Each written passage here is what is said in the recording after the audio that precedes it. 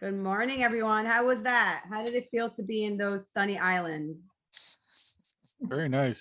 Very nice. Well, welcome Joanna, again. what do you mean by Yes. mingle? Oh, you're too late. You gotta be here on time. That's the way NJAPPA works. You missed it. You would have had a tan by now. Joanna, I don't want to Yeah. throw you off your game, but if you're seeking nominations for best first car, I'm going to let you know my breakout room crushed it. Oh, I don't know about that. You're very competitive. So I'm gonna go through some of the board members, and I know you guys had a little icebreaker. So who had the best first car? Christine, what was that? All right. So Rona, are you unmuted? So my first car was a Renault. I don't know what year or anything, a real beater car. So my dad wanted to be nice, and he hand painted it himself, or spray painted it. And he did it in two different colors, split right down the middle. It was a blue and a green. And just to make it even more special for me, he painted my name over the handle on the driver's side. I had to commute with that car. You had to pull up to the high school with that? Not high school, because I didn't have a car when I was in high school, but right after I graduated. Nice. That's a really good one. Love it. Let's see. I'm gonna pick a couple of other people. Let's see. Todd. Todd who? Yeah. Hey. Just kidding. So we had a good discussion about first cars. But I thought one of the more unique one was Jaime Montano, who works for me here at NJIT. He described his father teaching him how to drive about a 20 or 25-year-old Mazda via stick shift. And fast forward to almost recently today, he bought a new car in 2015, a Mazda 6, and he wanted it to be a stick shift. So it was a special order. You know, the salesman was like, are you sure you want the stick shift? And he was like, yes, I do. And, you know, it took a couple additional weeks to get, but still driving a stick shift. You don't find many people that I know, sure, a lot of us have learned to drive a stick shift in our day, but certainly kids today don't really know much about stick shift, right? So I thought that was pretty unique. A lost art. Yes. Lost art. All right, one more person. Dave, in your group, tell me a story about the first car. So we had interesting rides amongst our first group. Kind of the muscle cars started to come out. Amy Baker had a 1969 Chevy Camaro. Ooh. And Rhonda from Skanska had a 63 Mustang. Thank you, everyone. Again, we wanted to welcome you to the NJAPPA Spring Membership Meeting. We have a great agenda lined up for you. I think it was on the screen before. I don't know if you got a chance to see it, but Neil could probably put it on for just a quick second so you can look it over. We have a great guest speaker today. We have some really great presentations. Okay, there you go. So we wanted to start by thanking our sponsors. Thank you for always coming through for NJAPPA. You guys are fabulous. All right, so All Risk, NTech, Zach Painting, and Aris Energy Solutions. Thank you again for everything. We also wanted to talk about NJAPPA. I know everyone is wondering if we're having in-person NJAPPA this fall, and from my understanding, we are not. So these are the dates that we have so far.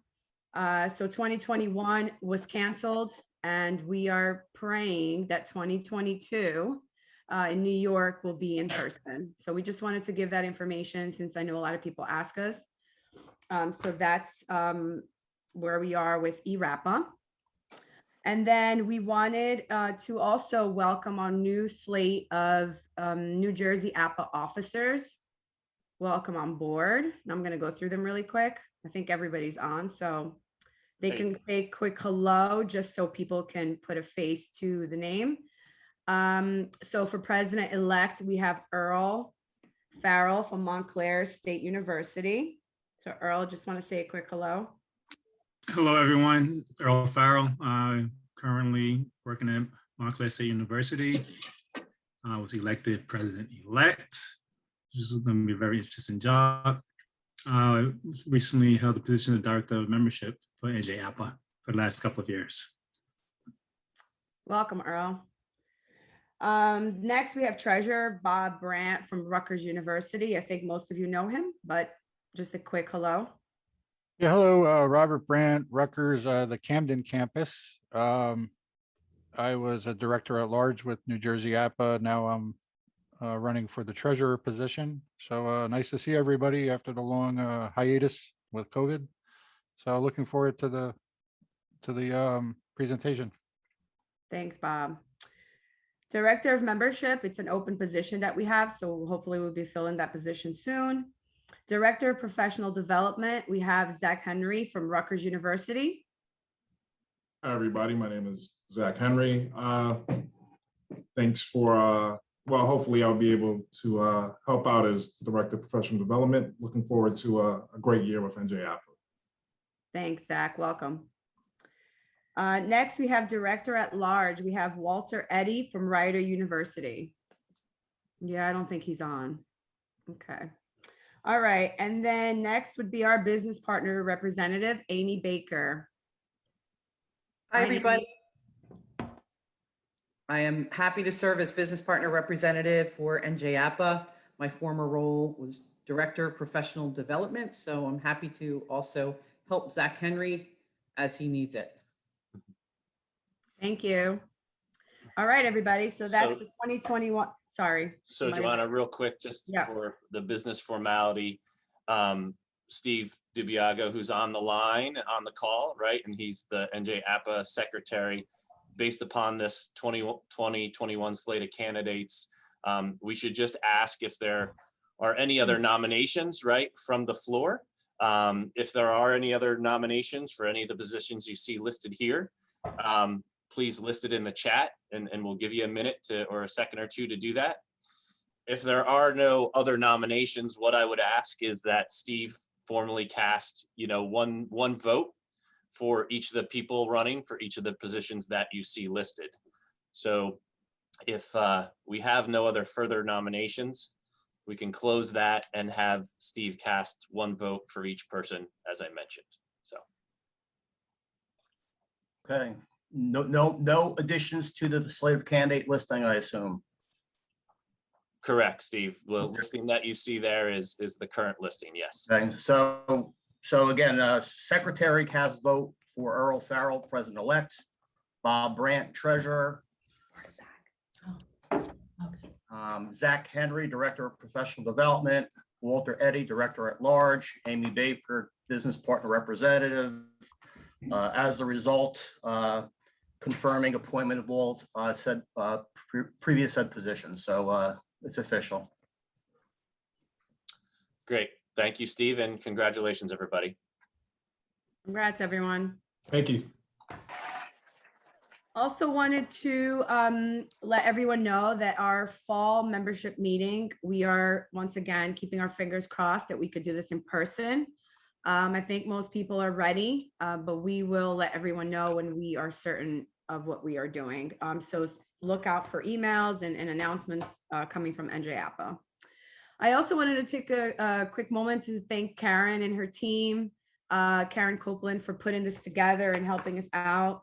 So thank you, Karen and Neil.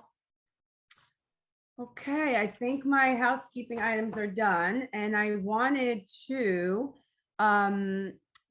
ask Mike Brennan from NTech. I think he has a little surprise. Even though this is online, we still have some surprises coming for you guys. So Mike, you want to take it over? Yeah, thank you. You're welcome. Good morning. Nice to see everyone again as we hopefully inch closer to in-person events again, and hopefully we'll see that soon. But I'm Mike Brennan with NTech Engineering. Want to let everyone know that yes, we do have some good news this morning, and that someone is going to win $100 Amazon gift card. So I've been instructed to pick somebody to provide a number, which then we will correlate who that person is that wins. So I'm gonna just go through. And Mike, we should say that Neil, our tech director, has a registration list with numbered rows. So when you receive your lucky number, Neil will tell us is it between 1 and 70?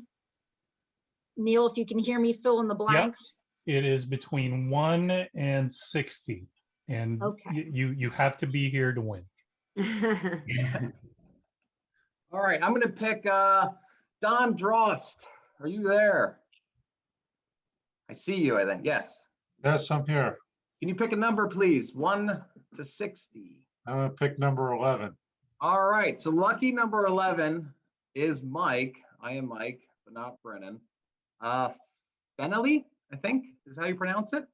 Oh, Mike yeah, that's me. Finelli. You're the lucky winner, so congratulations. All right, thanks. Great, congrats. So I think that we're mailing that out. Am I right, Christine? Or it's going to be Yes. maybe an I think they have Amazon gift cards. So maybe we'll do that. Yep. So Great. Mike and I will connect. He just linked me in our modern day world as we were attending our conference. So we're connected, Mike. We'll get the card Great. out to you. Thanks. You got it. Great. And maybe there's going to be one more drawing. We'll see at the end. Yes. Stay on. Okay. And I think, Mike, you're going to introduce our presentation, our presenters, correct? Actually, Sue Oh, Madalena Sue, from I'm Zach sorry. Painting. I'm sorry. Sue Madalena from Zach Painting. She's going to introduce our next speakers. Hi, everyone. I am actually not with Zach Painting anymore, but Sorry. up for a You're visit. representing. I'm representing Zach because they've, they're great people, they're a great company to work for. And I was very excited to be invited back to NJAPPA and to represent Zach. Rebecca Earl is with me, but she's just stepped out, and I hope that I get a chance to introduce her to everybody because she's taking over the new account management role. But enough about that. The next presentation will address the importance of air purification in large capacity areas and an understanding of the difference between the types of units on the market. It will also address the ASHRA recommended guidelines and use of grants based on those guidelines. There's 3 speakers in this presentation. We have Josh Johnson from Mercer Community College. He's the facilities and operations manager. He's worked at the college for the past 3 years. Prior to that, he worked in private industry.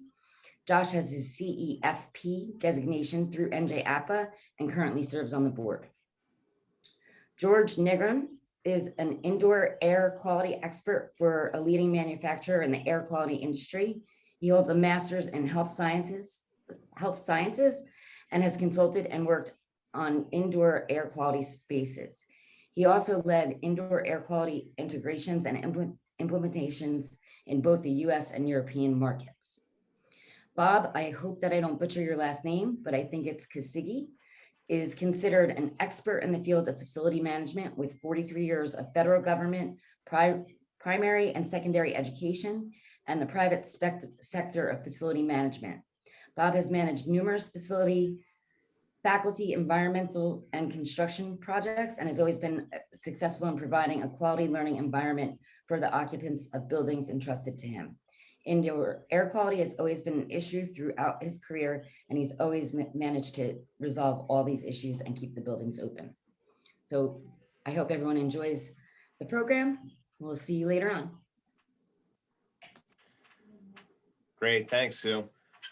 Good morning again, everybody. My name is Josh Johnson. I am the director at large with NJAPPA, and I am the facilities and operations manager at Mercer County College. I will be honest that I am glad Joanna didn't call on our group to talk about what our because we talked about bourbon and whiskey instead. So I learned that over the past year, we have gotten really good at being we won't say alcoholics, but we've grown in our drinking ability with all of our free time.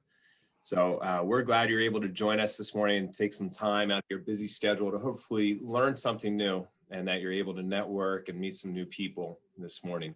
So we've been facing some difficult times recently as facilities professionals, and one of the most important things we can do right now is grow in our knowledge and our understanding of the systems that we are working on and that we are servicing. I know that I've had multiple conversations with faculty, staff, administration, board members, and even the school newspaper on air quality and what we are doing to combat the spread of COVID via our HVAC systems. The science is becoming clearer and clearer each day regarding the impact of air quality on the mitigation of viral spread, but it's clear to all of us here that this is an important factor to consider as we do serve our campuses.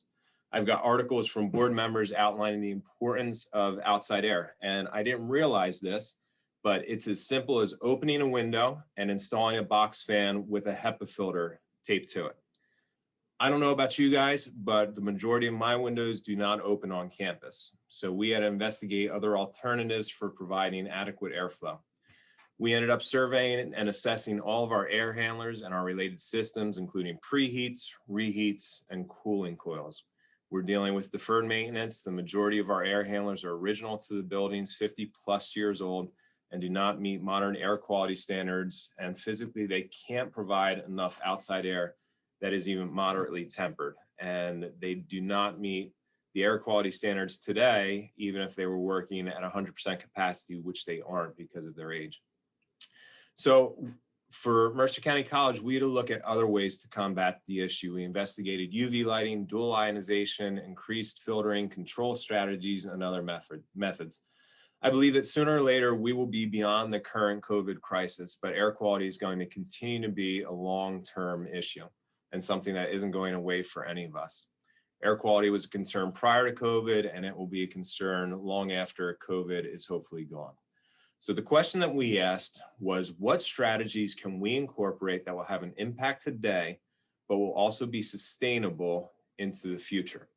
There are a lot of options and a lot of opinions that we as facilities professionals need to sift through in order to figure out what is the best option for our institution. So I hope through the presentation today and the session with Bob and George that you will receive some additional insight and knowledge and understanding of what may work for your institution. So we will hopefully have some time at the end for Q&A. So if anything comes up, please write your questions down, put those in the chat. And with that, I will turn it over to Bob and George. Okay, perfect. So thank you. My name is George Negron. Kind of discuss really, Josh did a great introduction to it. Really, there's a lot of solutions available, and I don't think there's a one-all-be-all solution for every facility. I think there's a myriad of solutions that could be jointly used or one over the other. So I kind of just thought, given what the experts are saying, given what the findings have shown, I mean, we're a year, 18 months into it. So I think we have enough data points to share professionally and from a science background. The spread of pathogens, I mean, everyone understands now it's really being treated, COVID-19, as an airborne threat. We should always practice routine cleaning and disinfection, but I think the majority of the transmissional spread and the risk will be airborne. So air ventilation at the foremost. So when kind of looking in for the reopening procedures or looking in from a facility standpoint, I think understanding inadequate ventilation and air handling will cause issues. It will allow the suspension of droplets and particles to form, which will increase the risk. Prolonged exposure to respiratory particles will increase the risk of someone contracting it. And the issue is in enclosed spaces. So outdoors and outside of enclosed spaces, really there's less of a risk, actually very minute risk of that. So I think the focus today is really on ventilation, adequate ventilation and air handling in enclosed spaces. So right now we're going to go over the available filtration methods and applications available to everyone. So the methods that we cover today are from ASHRAE. ASHRAE is the leading governing body for air ventilation during the pandemic and actually post-pandemic. So one of the things that are widely used is the FAR UVC, or the use of UV in the air ventilation or in the ductwork. There are some plus sides to it. One, it's easily to kind of integrate that. It does have some efficacy in the ability to deactivate bacteria and viruses. UVC in the 207 nanometer and 222, what that means is the actual wavelength intensity can deactivate viruses. One of the things that ASHRAE does say is through the science and through the testing, it's unable to fully penetrate larger microorganisms. So if you're relying on, that air passing through at a very high velocity, and it's about how much contact time that UV or the UVC light will have, it's just saying over time, it's larger microorganisms will pass through and the UVC light wouldn't be able to penetrate it. But it is a very good solution. It's a solution that everyone can actually incorporate. It's something that's readily available, something that's actually been proven safe. There was a lot of talk about it being not safe for exposure times in the ductwork and far above. It actually is totally safe. The amount of ozone that is produced, if any, because of the safe bulbs that are chosen, actually will be dissipated through that airflow. So overall, it is a very good solution to incorporate. It's a very good solution to incorporate for other methods. So I've seen a lot of folks early on kind of incorporate this kind of as one of the check boxes and then start using other options. And to date, I think with using this as a joint solution is really something that I highly recommend and highly seen being used efficaciously as well. PCO and DHP, so that's photocatalytic oxidation or dry hydrogen peroxide. I think you'll probably see this a lot, especially in the New Jersey area, the use of electronic air cleaners and the emissions of this into the air. Studies have shown recently, and I think through the work of ASHRAE and Boeing did some tests as well, the byproducts form. So what this is doing is actually emitting a free radical into the air. That's breaking down these compounds, is breaking down these viruses, is kind of weighing them down. So using that as different methods of doing it. The kind of problem that we're facing now is additional testing has shown when these byproducts are being broken down through the process of oxidation, without getting too sciencey here, it's breaking them down something from a more complex form to a simpler, often inert or safer byproduct. The issue is that some of the byproducts form because of incomplete oxidation are still volatile and unsafe for high levels of exposure. So in small enclosed spaces, using this as alone would probably leave the potential for having it. So ASHRAE is considering this as an emerging technology. You should really look at the manufacturer data points, and some additional air quality assessment should be done to couple that in, for the shareholders, stakeholders, the students and faculty, to make sure, that you're not creating those things. It's just the science. It's nothing against the manufacturer. Breaking down certain chemistries, the byproduct would be something that could be potentially hazardous, often in small moderations or small dosage, but it will nonetheless form that. So ASHRAE is saying for an enclosed space, especially an educational facility, DPH and PCO are something that's emerging and doesn't have enough standardization or wouldn't have enough data or science standards to be technology that they would recommend on its own. Ionizers, electronic air cleaners, I probably don't have to go, it's made the papers, both in good ways and bad ways. Uses a ROS or a reactive oxygen species, hydroxyl radicals to kind of bring down and weigh it down.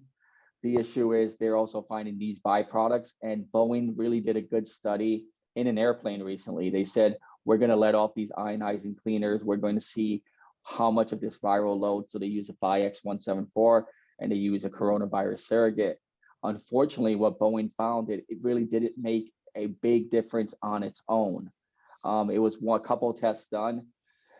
It showed that it also left some byproducts that they were not overly concerned about, but there was some byproducts formed. So there was some really misconception of, the testing that was done from the manufacturer and it being used in a real world setting. It's just like anything else. We always recommend taking a look at the peer review studies, the third-party validations. Right now, what ASHRAE is labeling ionizers and electronic air cleaners as an emerging technology, saying that no peer review studies exist in order for it to constantly recommend it, on its own.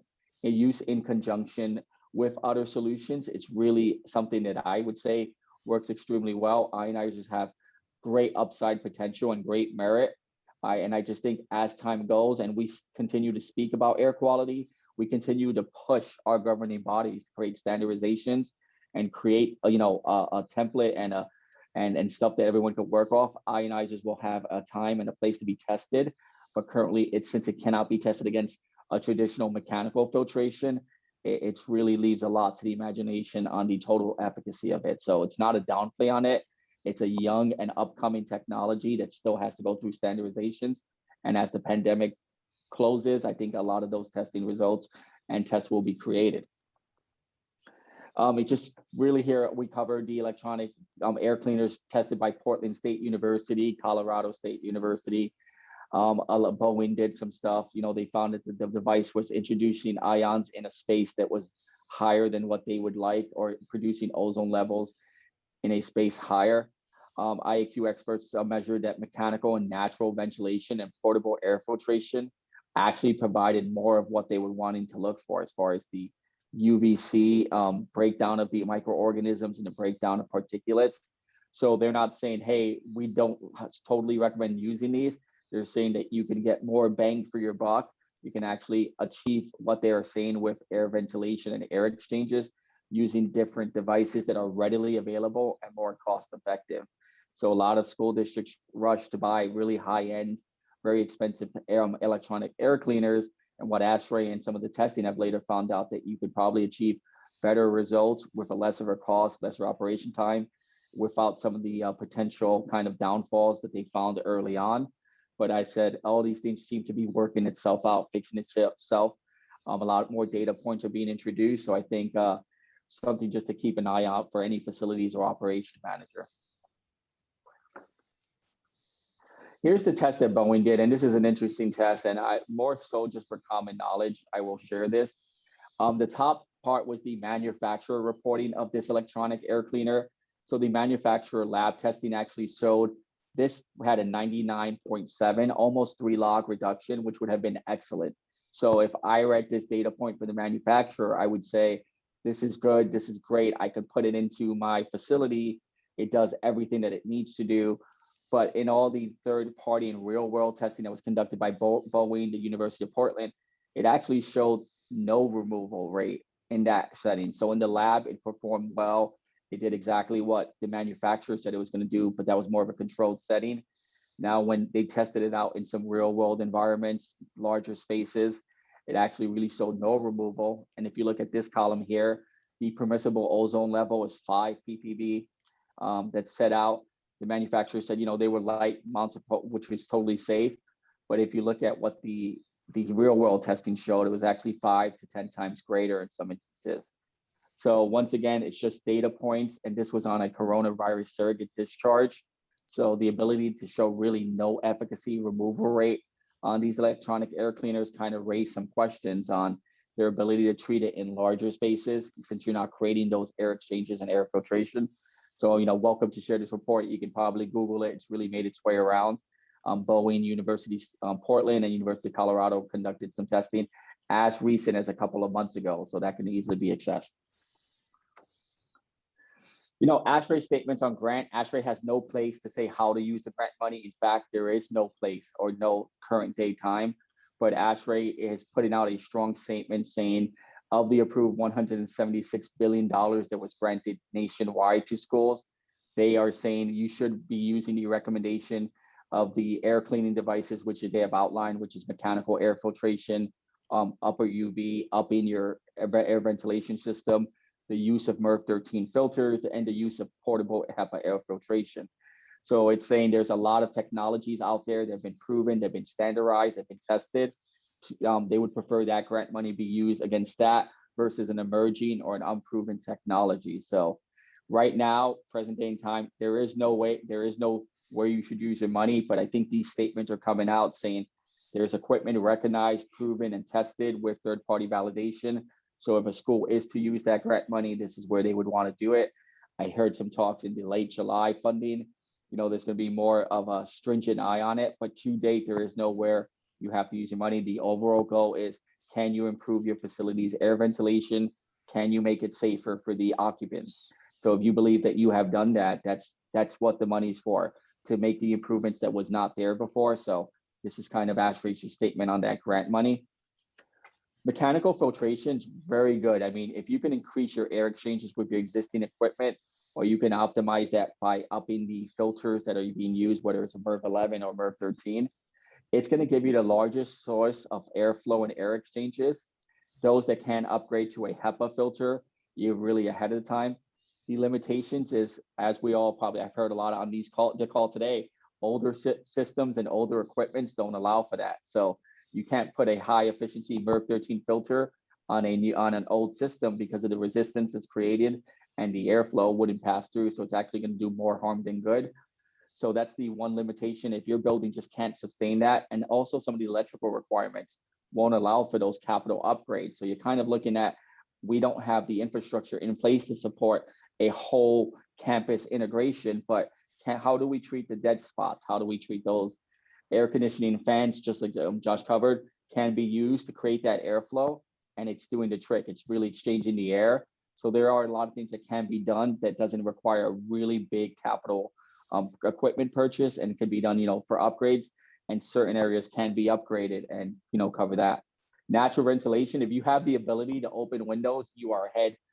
80% of America right now, they surveyed the schools and said the majority of them were told open windows, and they said, how do we do that? The windows are inoperable. We could only open 2-inch. Then you go ahead against the safety concern guidelines of having children and having students around an open window. So that original guidance was go ahead and open the windows. And they said, well, sorry, we didn't realize you couldn't. So when you can let fresh air in, that's great. That's going to help mix in fresh air with kind of stagnant air and create that reclamation. Unfortunately, winter isn't so forgiving in the East Coast and during the winter months. So letting fresh air in through that does cause some risk. I happen to be in Florida, and if you were to open the window today, most folks would be very uncomfortable in the high 90 degrees and humidity. So it's one of these things that when it works, but on hot, cold, and rainy days, it's not going to be an option. So when you can, always let fresh air in, but I would say the majority of the time, that's probably 20% of the time you can do that. Some air systems do allow fresh air to be forced in, and that is a great option. But letting Mother Nature. George, I'm so sorry to pause you right there. I just wanted to give a helpful time check. It is 9:22. We did want to make sure that we left time for questions, and I know that there was, Bob was still scheduled to speak. So just wanted to give you that reminder, and folks can obviously put questions in the chat, but the questions are going to be the most valuable part of this discussion, we would hope. So I'll have you take it from there.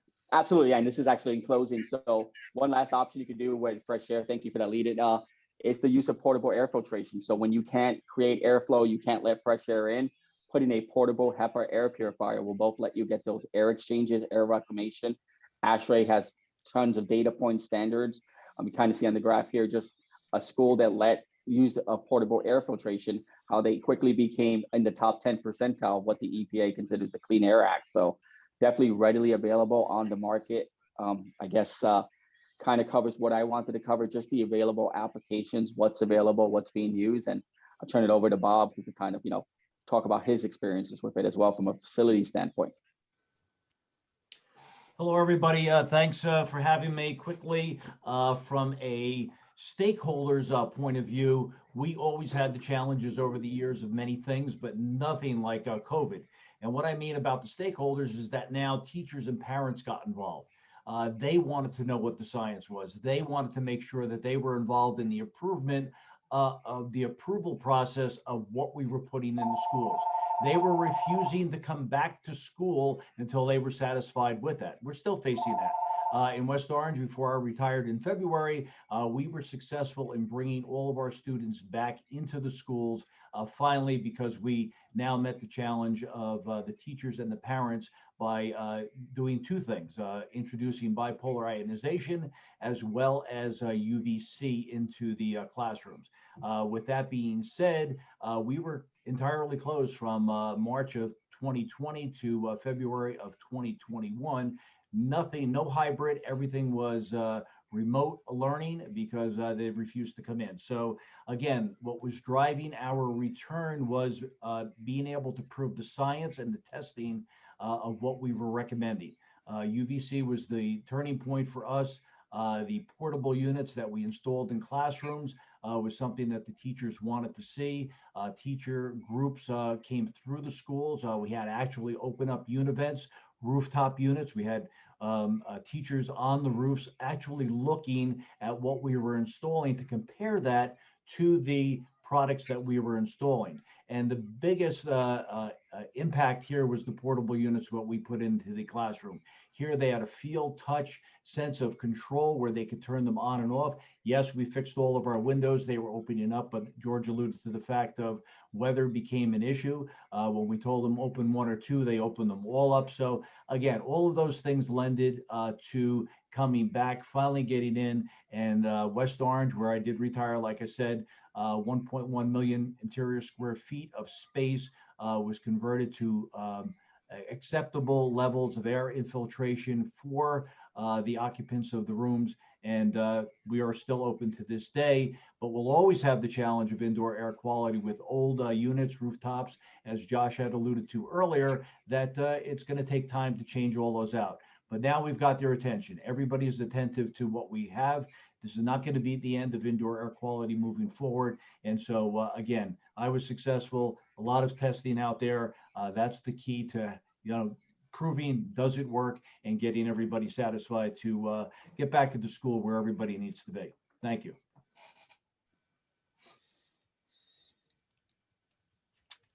George, you can take it from there. If we have questions and answers, we're more than happy to facilitate that through Josh.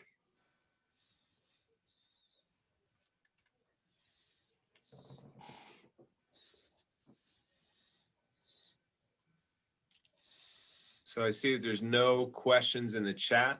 I can't see if anybody's hand is up. If anybody has any questions that they want to ask, any opinions?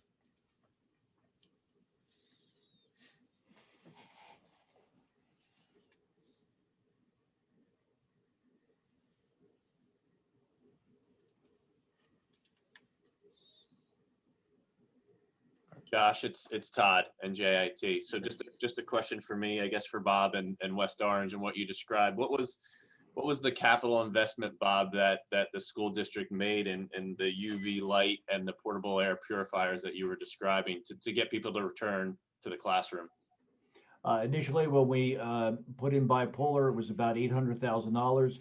And then with the portable units and the UV was another $300,000. So we were over $1 million.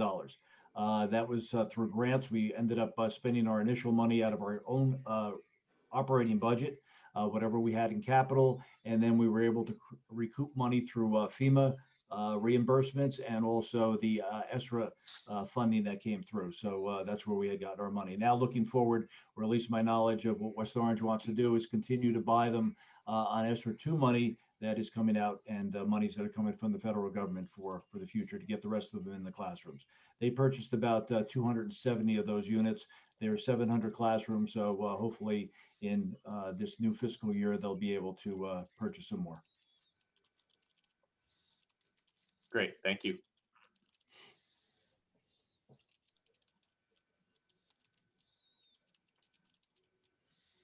Any other questions for George, Josh, or Bob?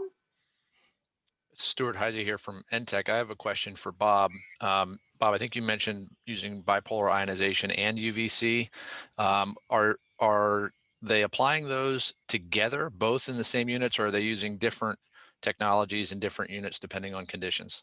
Different technology, different conditions. All of the univents and rooftops were outfitted with the bipolar, and then we added the UVC through portable units in the classroom. So in conjunction with both of them, that last push for portable units actually satisfied the stakeholders and got them back into the classroom. So that's why the future is to get more and to be safe for the future, regardless what the BPI and the ozone tells us later on. So the UVC in the portable units, was that also HEPA filtration, like Yes. a portable HEPA and UVC? Regular filter, HEPA 13 filter, as well as the UV lighting. Different speeds on the controls for the ventilation that's going on there, and it satisfied the stakeholders, like I said. And I get one last follow up on that. The UVC was not applied in the units in your case because of not getting enough contact time in the units. What was the reason that you couldn't do that? Again, cost. It was more expensive to do additional UVC in the units, so the portables were more cost effective for us moving forward. And the stakeholders liked it better that they could see and use it and have hands-on than they could in the univents. Okay. And that was really the buy-in at that point. Sure. Great. Thank you. Quick question. This is Steve at Rutgers. This is for Bob. I'm not an engineer, and it seems, based on the presentation, it seems like the optimal is really trying to introduce as much outdoor fresh air as possible before we introduce these technologies. Outdoor air, outdoor CFM per occupant, ASHRAE kind of drives the bus on those design parameters. And for the most part, there's always some form of safety factor probably in those CFM charts. Is it double? Is it triple? So is there some threshold that says that if it's a right-sized outdoor air system per ASHRAE, is there enough fresh air coming in for the purpose of dilution? Or is the only thing in question if systems that aren't properly sized that are compliant with ASHRAE fall short and create this risk? So this is more of a technical question, but what's the fine line? Is, if there's a 250% factor on a per occupant load as a result of COVID, are you eating up that extra 150% or 70%, or do you really need 300 or 400 more percent? So this is more of a technical question, but if you have a properly operating system, how much tolerance is there in a properly designed system is my question. Again, loaded question, but certainly we can talk to that. Our existing units that are old, 40, 50, 60 years old, are not even meeting ASHRAE standards now. The standards say 6 to 8 air changes per hour. How do you document that with open windows? You can't. Or an air purifier that's operating. So again, when we get to the level of where we're able to financially replace those units, okay, then we will start meeting those standards. Putting HEPA filters into the units are only going to crash the unit because they're not capable of forcing that air through. We were even opening our dampers 100% manually because we had no controls. I had an air infiltration company come in and measure that. At best, we were getting 2 to 2.5 air changes an hour. So, but it was something we were documenting, showing the stakeholders that we're making our best effort to introduce air into the classrooms. Open your window, that improves it even more. And again, we were dealing with carbon dioxide in the classrooms also. That was an issue. So again, all that helps by introducing fresh air. So the portable units with the UVC complement the airflow into the classroom. And that was what ended up being our save all to get back in the classrooms. It was UVC. Yeah. Sorry, if I can also add to that, just for Steve, usually ASHRAE ends up being what most municipalities, agencies determine to, they usually follow ASHRAE's guidelines as code. So typically if you say like the design, safety factor, the safety factor is that's the minimum because the code says follow what ASHRAE says. So there's usually not very much wiggle room in that at that point. And again, if you meet the minimum, then you've met the ASHRAE standard. Everybody is satisfied at that point. Technically satisfied at that point. Yes. Just one quick caution as you're talking about outside air and opening the windows. When mold was the big concern about 3 years ago, we found out that throughout the fall, throughout the periods when we had a lot of leaves on the ground, or when our grounds workers were collecting leaves, that the mold levels were 2 to 3 times as high outside as they were inside our buildings. So, be careful that if you're telling people to do that, that you don't create yourself another problem. And that's where we have to change our practices also. It's a domino effect. So we didn't cut grass during the day like we normally did with the windows being open. So again, that's the other challenges that we have. Good point. Thank you. Yeah, and I also think that you need to note that the ASHRAE standards can be somewhat misleading if you look at it at face value, because this was 20% outdoor air was what they came up with. And I know some of my HVAC guys came and they said, hey, we're running our outside air dampeners at 100% open. We're meeting this minimum requirement. And the reality is that you're not, because it takes into account total CFM. So you need those measurements, and you need to base it on facts and not just sort of surface level interpretation the guidelines. I'm so pleased that we had questions going. We certainly don't want to cut the questions short. So if there's still something on your mind related to this topic, please do put it in the chat. The whole purpose today is to come together to share challenges and resources. So we thank RFS for being a resource. We certainly thank Josh for his leadership and sharing his experience. It's so valuable to hear from peer to peer. So let's please do keep the conversations and keep the connections going on this very important topic. At this time, we're going to move into the next portion of the program, which is in a fireside chat format. The topic is the new era of well-being, how COVID-19 is changing our perspective on health, happiness, and opportunity. I have the distinct pleasure of introducing our two speakers. The first you've already met, Joanna Dos Santos, President of New Jersey APPA, representing Montclair State University in her capacity as Associate Director of Learning and Development in Facilities.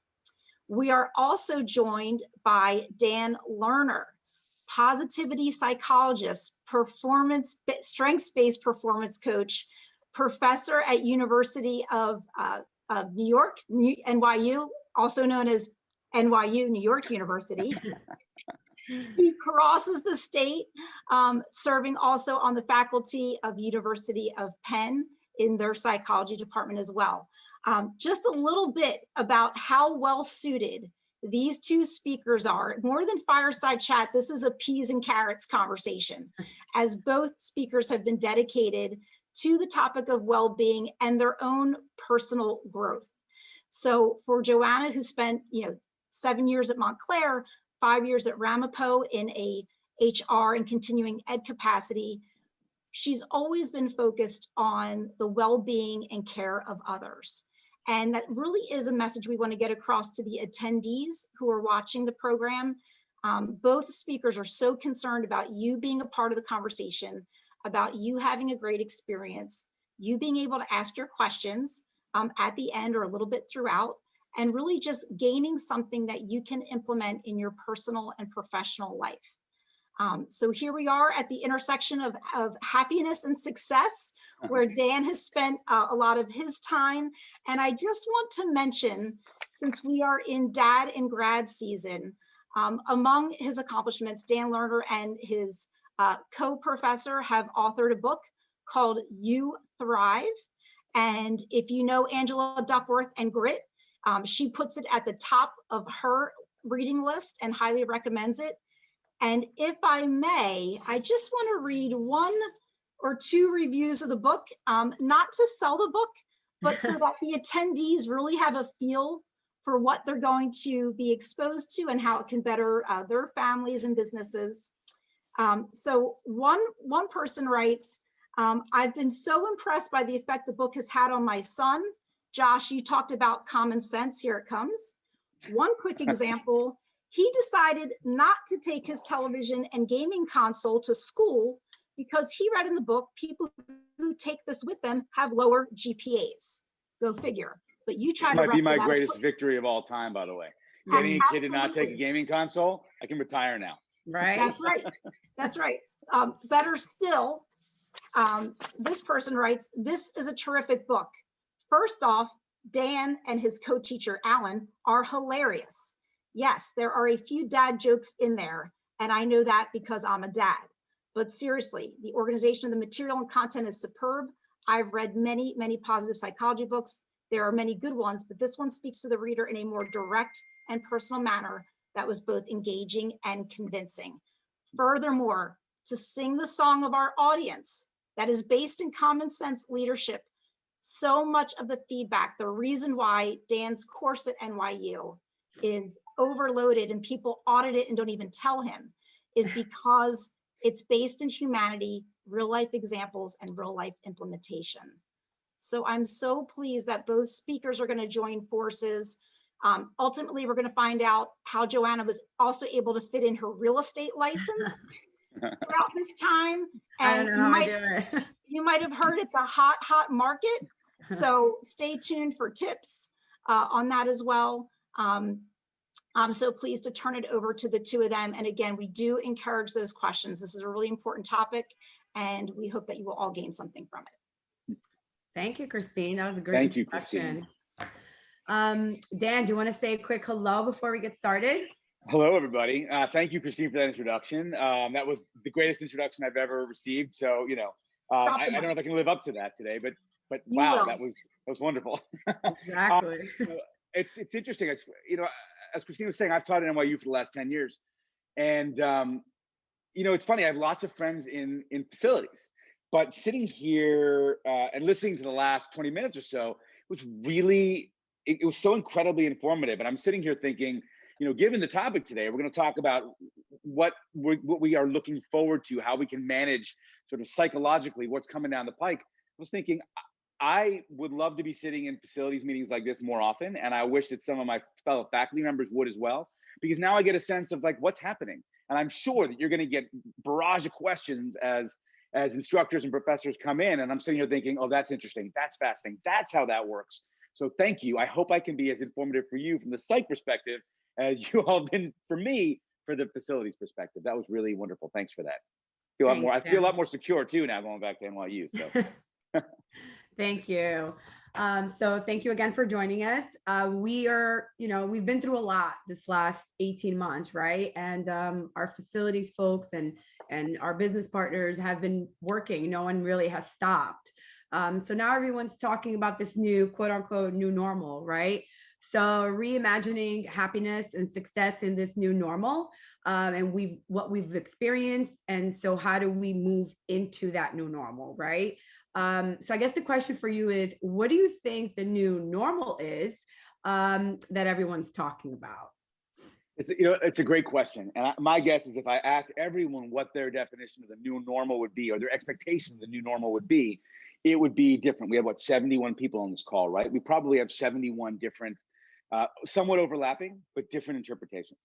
You know, a couple of months ago, I got a phone call from a large organization, and they were interested in having me come give a talk. And, you know, one of the things that stood out was they were saying, you know, people, it's been a rough year for their people. It's been a rough year for all of us. But one of the things that stood out to me was when they said, look, so many of our folks here were expecting January 1 to come, for them to wake up and be like, oh, everything's great again. We're back, right? And they woke up on January 1, probably a little less hungover than they usually do on January 1. And they were like, no, this was just like yesterday. I still can't leave the house. My kids still can't go to school. I still, you know, have to wear the mask. I still have to be cautious. And it was such an interesting thing to think about. But I got another phone call the following week from another organization that basically said the same thing, and another one, where people were going, we expected, or our people expected, for things to be kind of back to sort of air quotes normal, and it's not. And, you know, it's been a really interesting time, because one of the questions that came up for me was, well, why would people expect it to be normal? And B, what's normal look like anyway? And so as we sort of think about what we expect as human beings, our sense of normal tends to fluctuate dramatically. Now, given the past year and a half has been different than any year and a half in any of our history. But if we think about other things in our life that we expect, so just out of curiosity, I know some cameras are on. How many people here have kids? Put your hand up real quick. All right, there are a fair amount of kids. All right, got it. And if you don't have kids, then you have Someone friends who has have kids. 5 kids, by the way. I just want to tell you. I don't know how she does it, but she's got 5. Wow. So you had 5 hands. You had 5 hands. You could raise them all. So, you know, if we think back about what we expected when we had kids, or if we don't have kids, what our friends expected, it definitely was not, you know, what happened. You know, like, yeah, it's going to be challenging. Yes, it's going to be, might get a little less sleep, so on and so forth. But then the kid arrives, and like, you don't sleep for years, and you're like forced into this battle with how to make people eat vegetables, and you're getting peed on. And, you know, it's just like, these are not the way we expect things to be. And yet we managed to get into that flow, right? And we can look at it from different perspectives across the board. What do we expect to happen if we got a raise, or if we got a promotion, or if we got a new car? We're like, oh, this is great. This is what I expect it to be for about a week or 2 or 3. And then we're right back to sort of getting into that flow of things. So, you know, the new normal is simply sort of another kind of wave. right? Now, it might not be an up wave, it might be a down wave, but that's how we operate as human beings. We go up and we come down, we go down and we come up.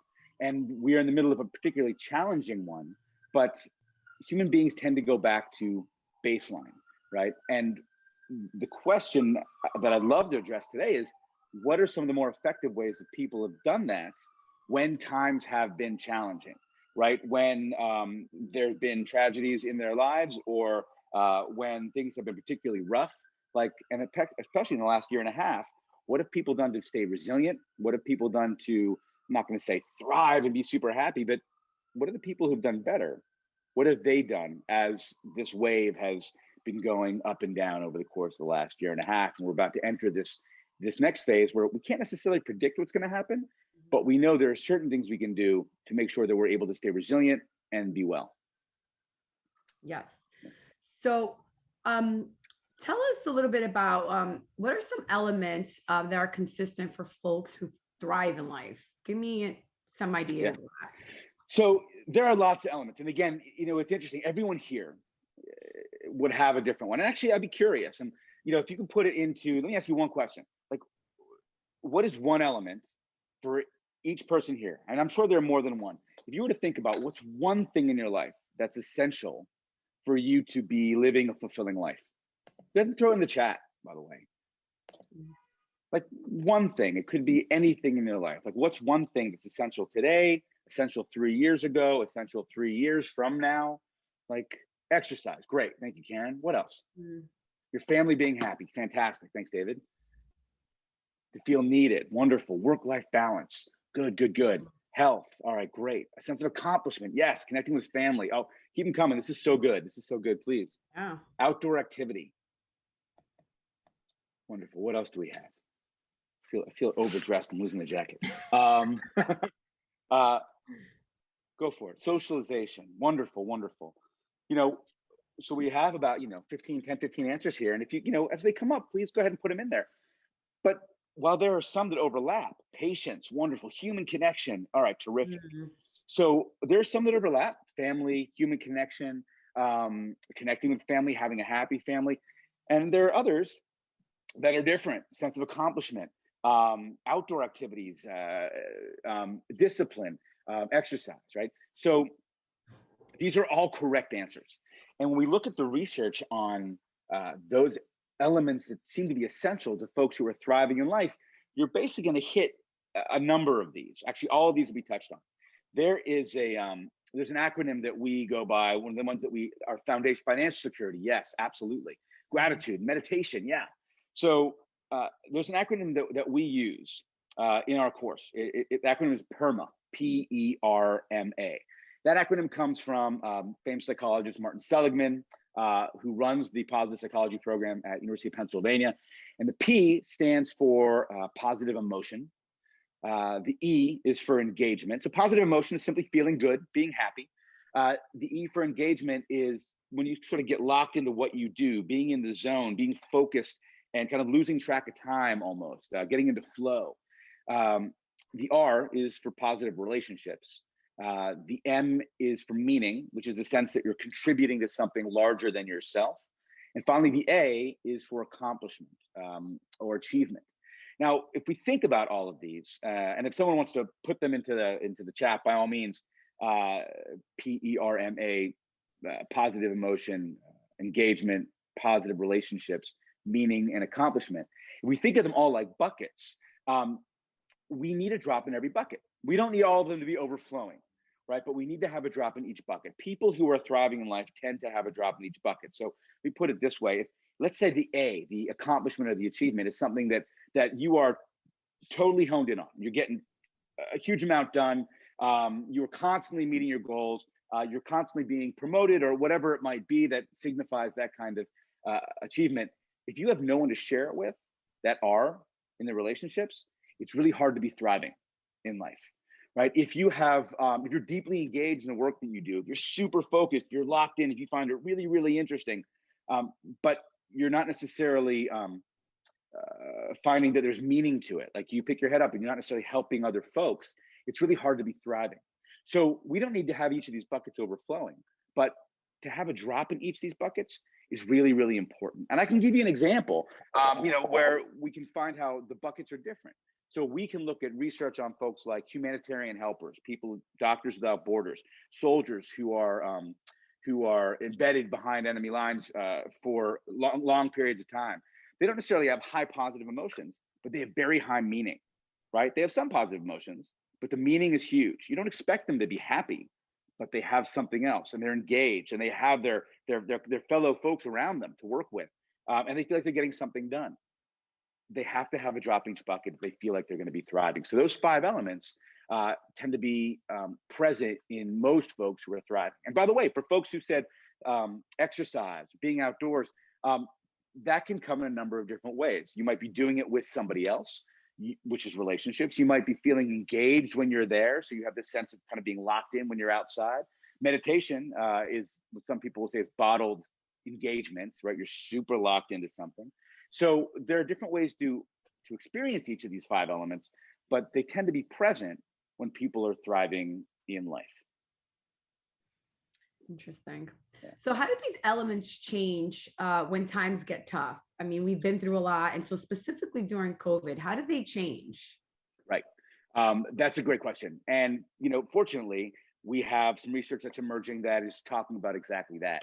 What we found over the past 18 months, and specifically some research I'm referring to that's about 4 or 5 months old now, is that these elements tend to stay the same, but it's how much we weigh them that's a little different. So for example, pre-COVID, if we looked at folks and their PERMA levels, most folks, I'd say most, but a majority of folks would have that R, the relationships that were really heavy for them, was really important for them.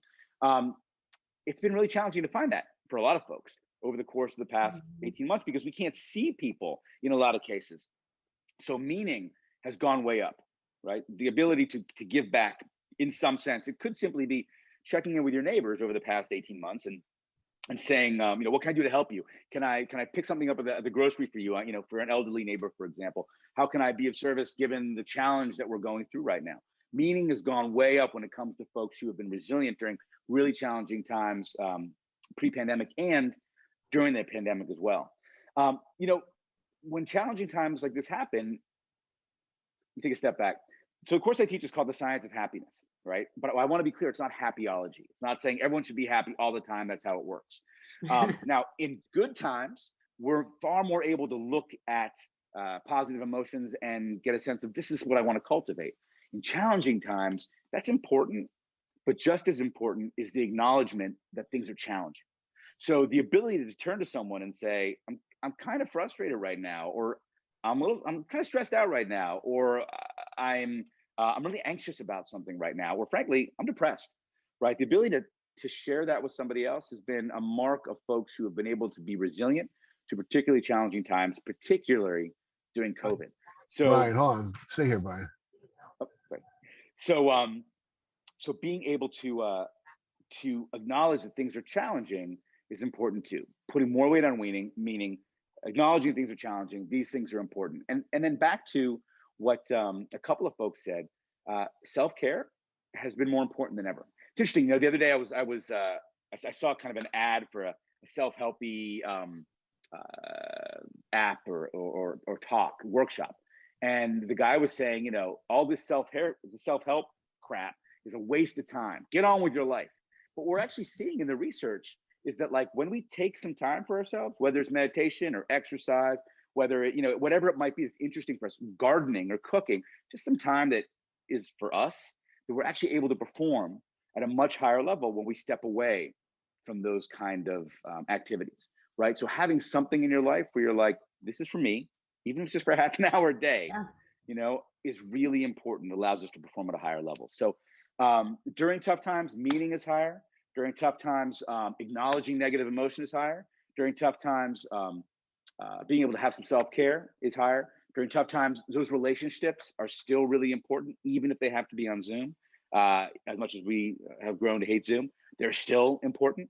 And I would say for yourselves and also for your kids, and this is a big one, minimizing social media.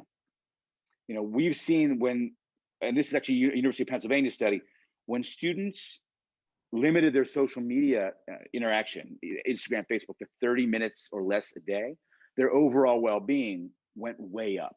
So if there's a way to do that, just to shut it down to 30 minutes, you have to take it away completely from yourselves or from your families.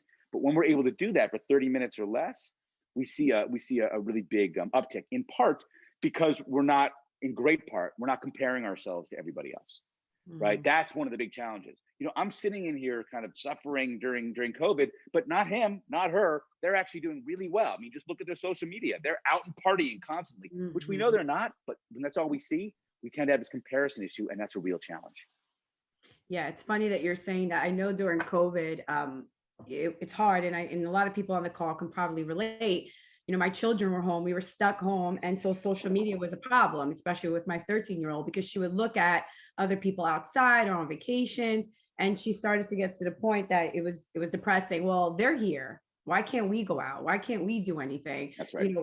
Why are you keeping us home? So I feel like mental health is something that has definitely through this, pandemic, it's suffered. People have really suffered with that. Yep. That's it. That's it. So a lot of our folks, I'm going to change a little bit and kind of get more into the, how to go back to that normal, right? Sure. So a lot of our folks here have been on site during the pandemic, they're frontline employees. And a lot of there's a lot of people that have been there part-time, and then there's some people that are just coming back. So you got all different kinds of situations. What are some ways to address the natural challenges or the concerns of reopening or, starting our daily lives all over again, really? Right. So, I'd be curious to know what some of those concerns would be, right? Are those concerns, I was listening so closely to like the HVAC conversations and sort of getting a sense of facilities. Are they health related concerns? Are they concerns about working with folks who are coming in like faculty? And by the way, one of the things that we were talking about is I'm on faculty, right? So if there are any questions here about like how to deal with people like myself, by all means. Did I say, Natty? I said that faculty is needy, and you're like, I'm a professor at NYU. I was like, oops. Yeah, that's it, right? But hey, I know where that's coming from. I'll just leave it at that, right? So I think it really depends on the situation. A lot of it's going to be reframing, right? And if there are any things that's specific, by all means, go ahead and put it in the chat, like certain things that you're looking at for when you reopen that are the greatest concerns for you, right? But before anyone mentions anything, a lot of it's reframing, right? To get a sense of, am I looking at this as oh my gosh, there are going to be so many challenges, such as faculty being super needy, right? Or is it a matter of reframing it like everyone has concerns right now, right? Like, so when they're coming in, am I looking at them thinking you're such a pain in the neck, or am I looking at them thinking, okay, they're concerned because maybe they have a family at home. Maybe they have a bunch of kids. Maybe they have people who are at risk at home. Maybe they have suffered through something when they were going through COVID. Maybe they lost people. And for folks here, I understand that there might maybe people who did, and that's so incredibly difficult. So, going into this, talking about this new normal, going into this, knowing that there are folks who, there's a huge variety of challenges for people, and being able to reframe it that way can be really helpful. So when that person comes in and they are super needy, right? I need plexiglass put up. I need to be living in a bubble kind of thing, right? Where you're like, oh my gosh, this is not part of what it is we do here. How am I supposed to respond to this? I say step one is to offer some empathy, even if it's not, it doesn't have to be, well, tell me more about that. Simply the understanding of, I don't necessarily know what this person's been through. And they may be doing this because they have gone through something incredibly traumatic, right? Or because they have someone at home. So starting to reframe things like that can be really, really helpful. And, I'd argue it's something that is almost always beneficial. Try to stand in their shoes for a second. Why are they like this? Maybe there's needy, but there's a really good chance right now that they've gone through something particularly challenging. They're still dealing with it. So how can I listen in a way that's a little softer, a little bit more understanding, So Andrew just actually touched on a point that we're going to talk about. But Andrew's saying, some of the people on this call have been working all along. And so now you find the people that have to come back that will have the childcare issues. Their summer camps are pretty much closed. So I know a lot of us in higher ed are going back August 2nd. So now you have 4 weeks that you have to figure out what to do with your children. So you also have, like you mentioned, at-risk family members.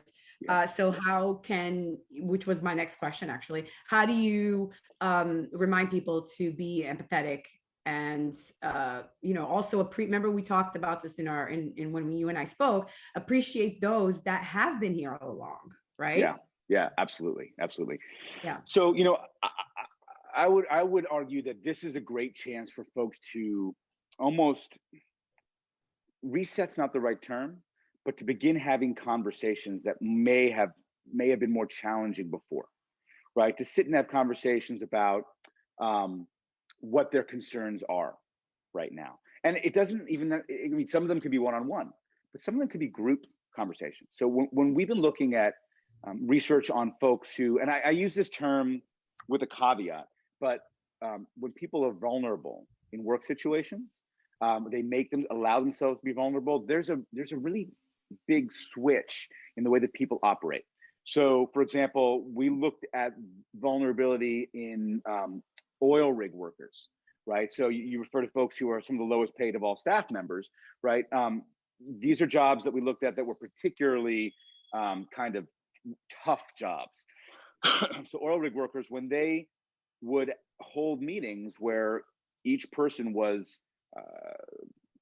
required to share one thing that they were concerned about on the oil rig, right? So for a lot of these men and women, it was like, I have no concerns at all. Everything's good. I'm this tough, rough person. Well, when they required one thing they were concerned about, it could be personally, it could be in terms of their work, that not only were people more collegial afterwards, but there were fewer mistakes, fewer injuries, and higher quality level of output.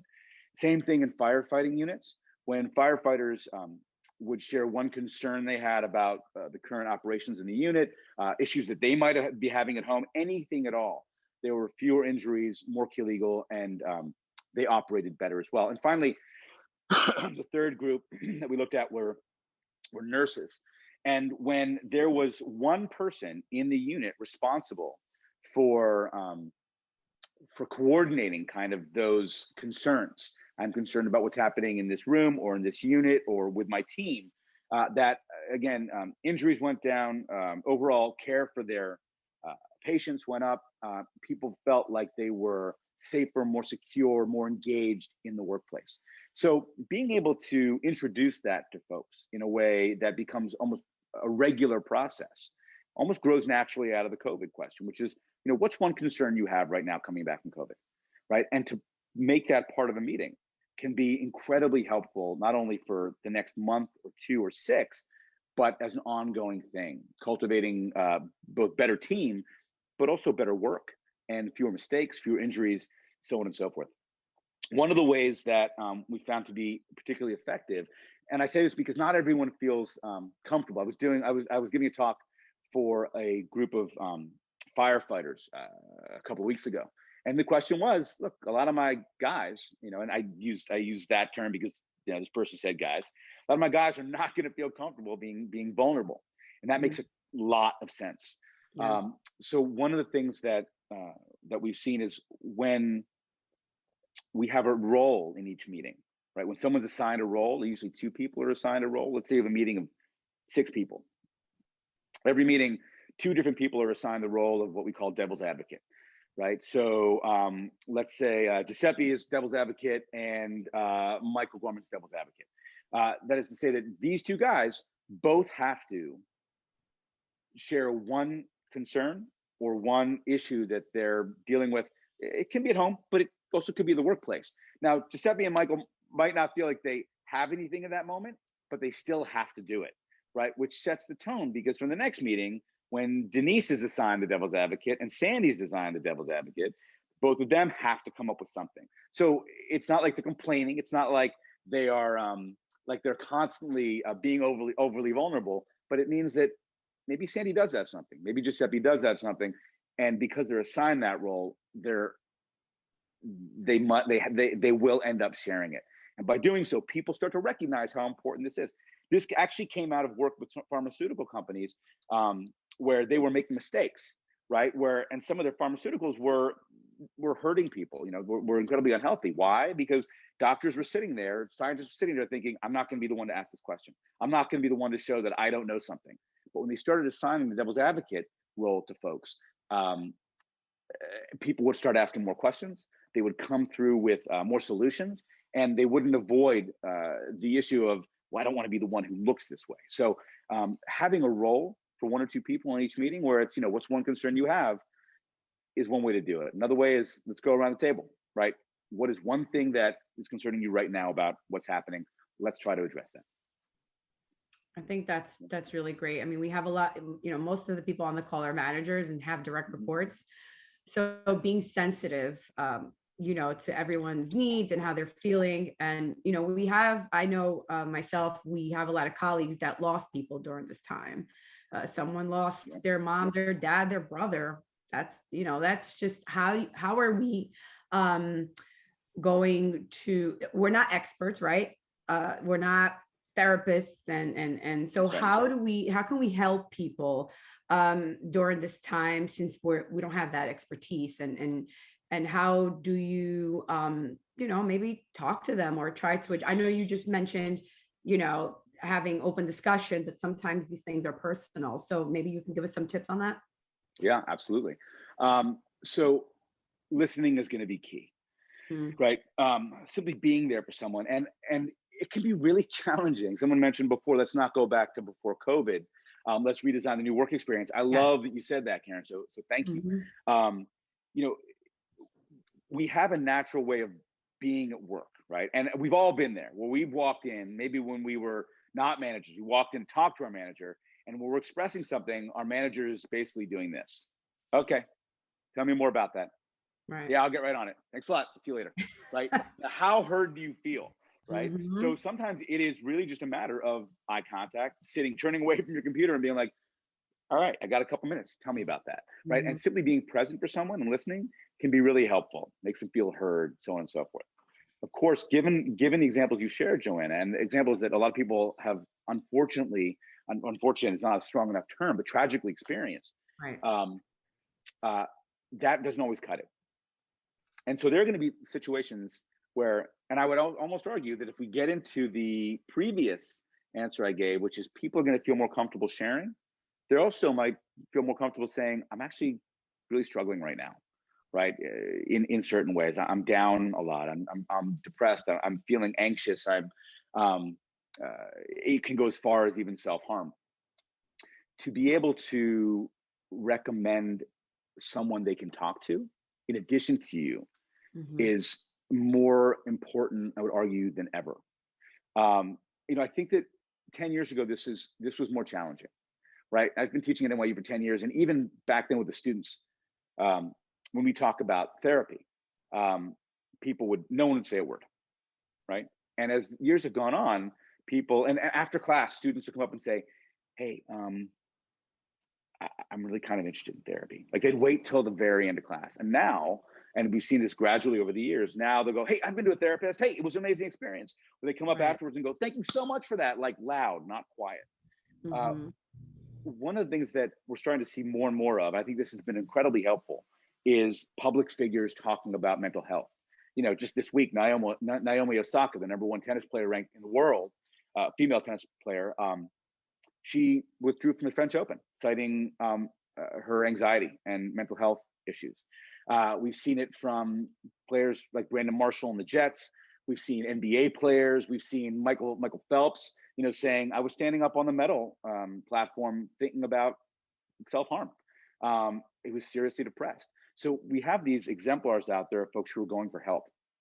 And I think that allows us, depending on who it is you're talking to, kind of an in, to go, hey, you know what you're talking about, I would love to be able to help with. I'm not an expert here, but to have a name on hand or a list of names on hand, the easier you can make it, the better it is. you can refer if they are a sports fan to these kind of folks. You can refer if they are acquainted with sort of any kind of well-known person who's gone through mental health issues. If you feel comfortable talking about it, say, yeah, I was really struggling. I saw a therapist for a while. It was really helpful. Or, if you have someone on your staff to say, I know that John was seeing somebody and he feels comfortable. Maybe you want to talk to him about his experience with a therapist.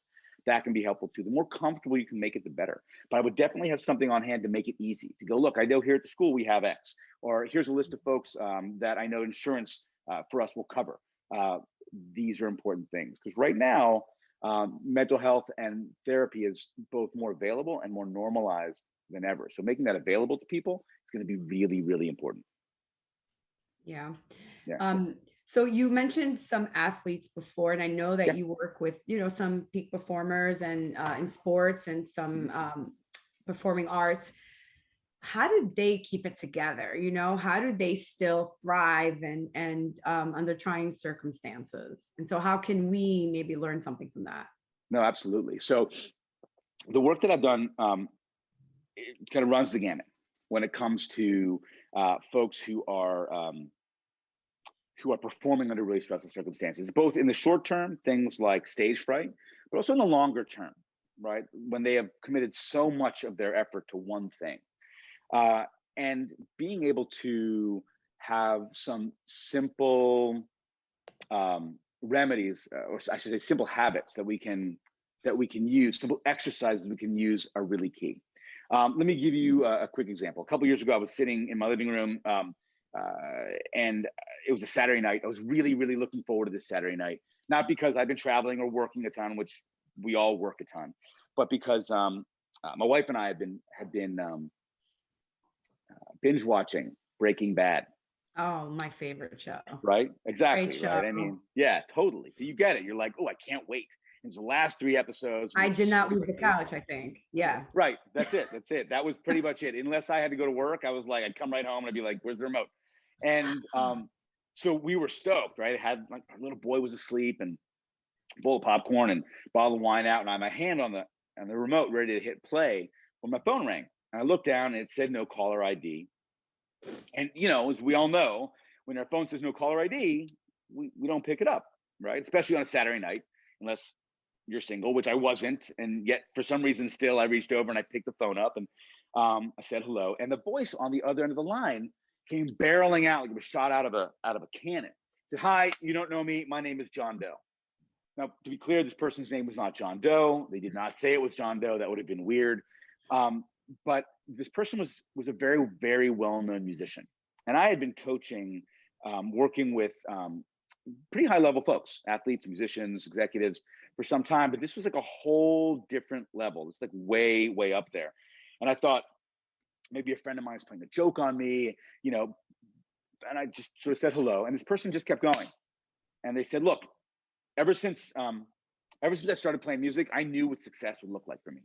Right. Ever since I started like jamming in the garage with my buddies, when I got my first agent, when I got my second agent, I was like, this is where I need to be successful. And as he was talking, I was realizing, oh, this is really who this is.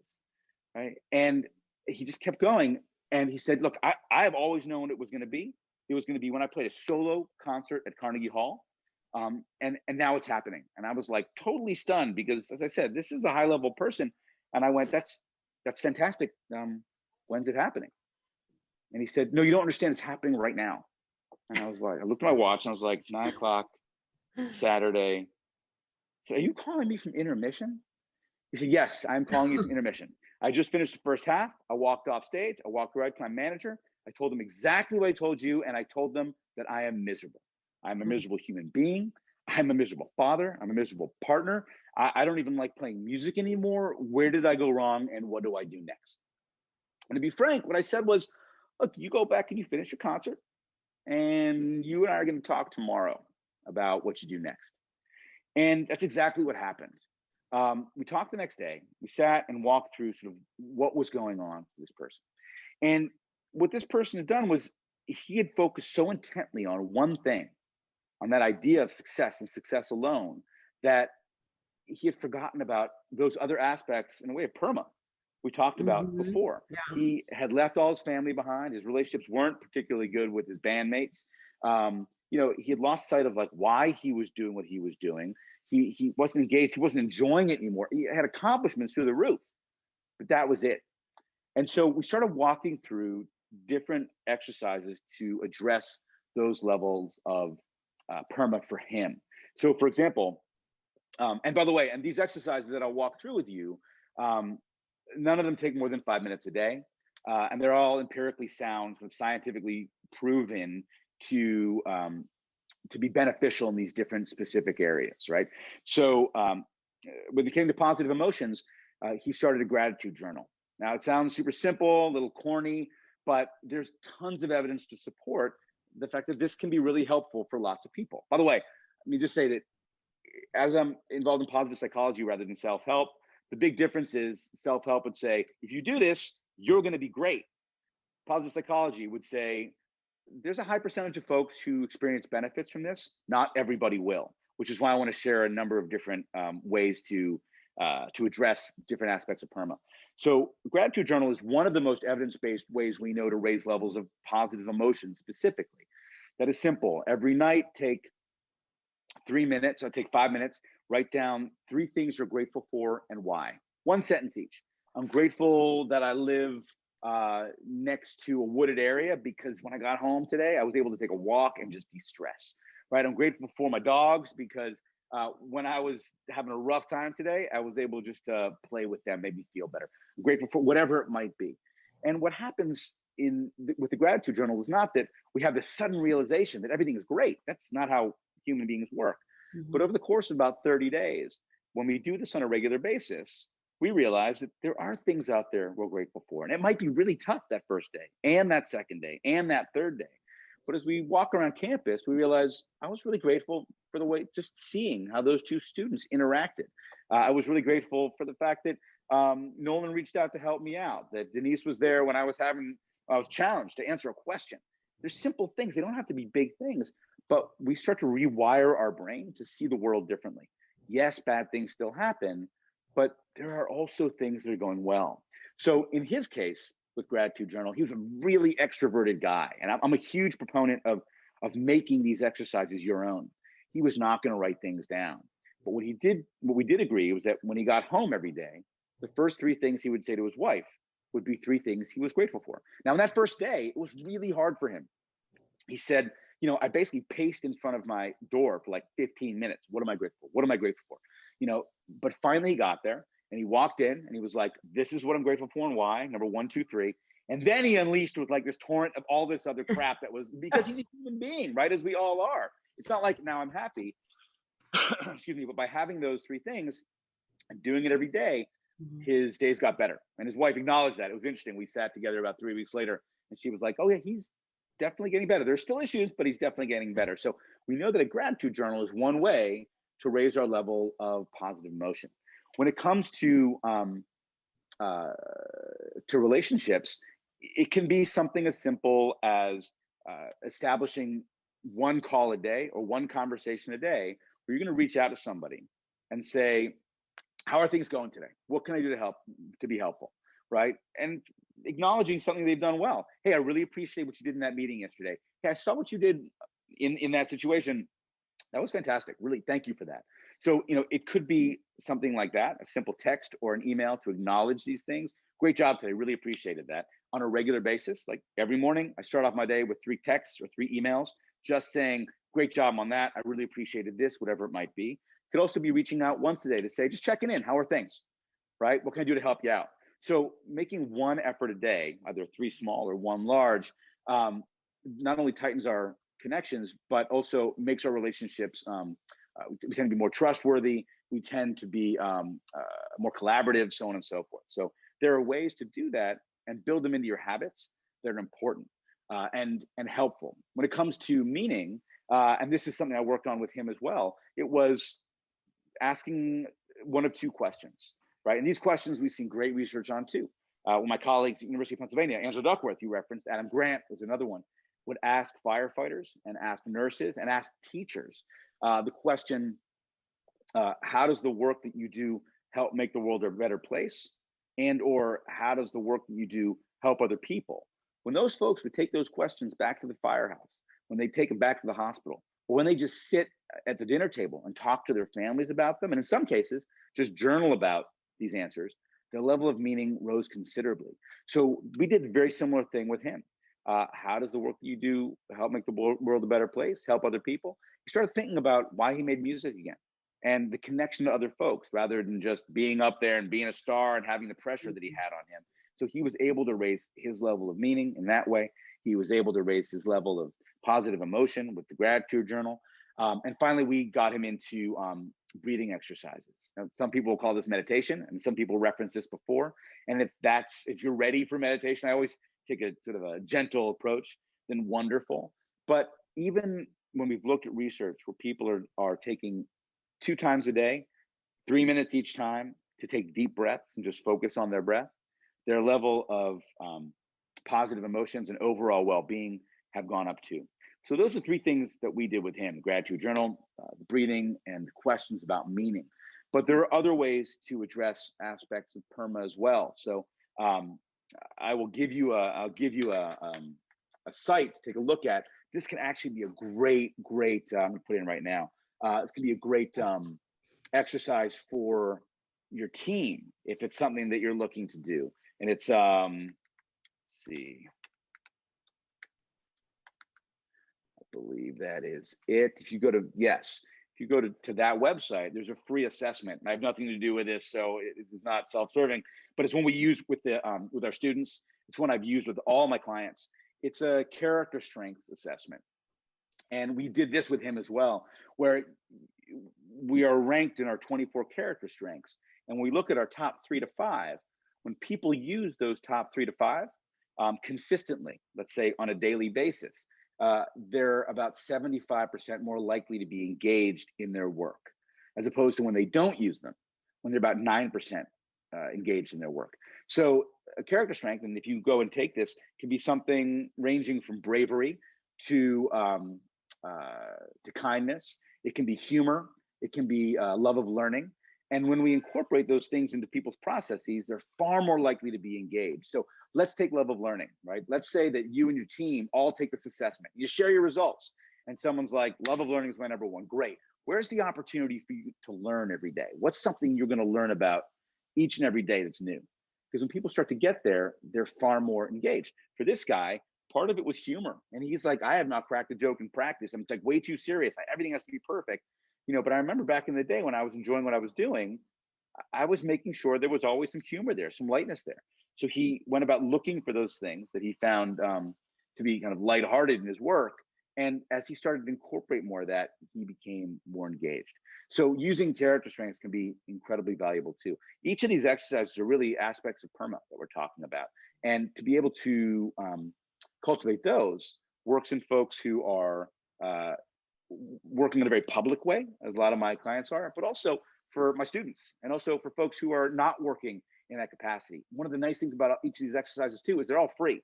So someone referenced before the idea that a lot of the folks we're talking about here might be not necessarily able to have the financial means to do certain things, but all of these exercises are free. So they can be really helpful as well. Dan, free really speaks to the public institutions on the call. Yes. So thank you. The price is right. Price is right. Can't beat free, right? In this case, you actually get more than what you pay for. So I'm happy to, yeah. Thank you for that. Absolutely. So I can relate to a couple of things. The gratitude exercise is great. I always try to keep a journal. I think I do it for a day and then I'm like, oh, I don't have time for this, but I think that maybe sharing that, coming home and even teaching your kids that, or, your significant other, and just saying, what are you grateful for today? I really like that. And I think the other thing I relate with is being busy and not asking people how they're doing. Right. And so a lot of, the managers on here and supervisors, especially our supervisors, kudos to them, because they are just, they really are out there and they get the brunt of a lot and they work really hard. And so I want to, I know a lot of them are on the call and so I want to thank you for being there from the beginning. Right. And sometimes we get so busy that we don't know how to say, how are you? Are you okay? And someone mentioned on the chat that, managers may not be a good sounding board and may not be equipped to handle some of the, the issues or problems or concerns that employees have. But sometimes I feel it's just asking, how are you? Yeah. How are you doing? Can I help you with something? Do you need anything? I know that I try to you just send a quick text message sometimes, life gets in the way, but I really like that. I think that that's something that maybe we could take away from this and just ask how you're doing. Good. No, I'm so glad that resounds for you, and hopefully that other folks too. I think that person's right. There are a lot of things we're not equipped for. Yeah. But listening, we are, right? That we always are. And I would add one thing to to your insight there, Joanna, which is, one of the challenges. I think one of the things we often do in our culture is, so what's wrong, right? Like what's not going well right now that I can help you with, and we miss a great opportunity. And again, I don't mean this to sound sort of over sugary, because we have to focus on the things that are not going well if we're going to be able to fix them, but also giving a sense of what's going well. Right. We see that often in meetings when people go, all right, what's wrong? Let's get through this. In emergency situations, that's absolutely the case. Right. We don't want to be like, let's talk about what's going well when there's a flood happening. Right. But for us to incorporate questions about, so what's the highlight of your week? The best thing that happened to you this week. Right. Even to go around the table. Right. Boom, boom, boom, boom, boom. And then, okay, I'm so glad that we all have things that are happening well. What do we need to address this week? Right. Sometimes that is important too, because people don't necessarily feel naturally inclined to share something that's good. And yet when we do, that's when we tend to develop bonds as well. It doesn't only have to be when we're suffering, when we're struggling, when things are going wrong. So, add some of that in too, and you'll realize that we do have the ability to listen, right? Yeah. And that it's incredibly appreciated and really, really valuable when we do. Yeah, I think building those relationships and getting people to trust you and be able to confide in you, I think is extremely important for all of us here. Yeah.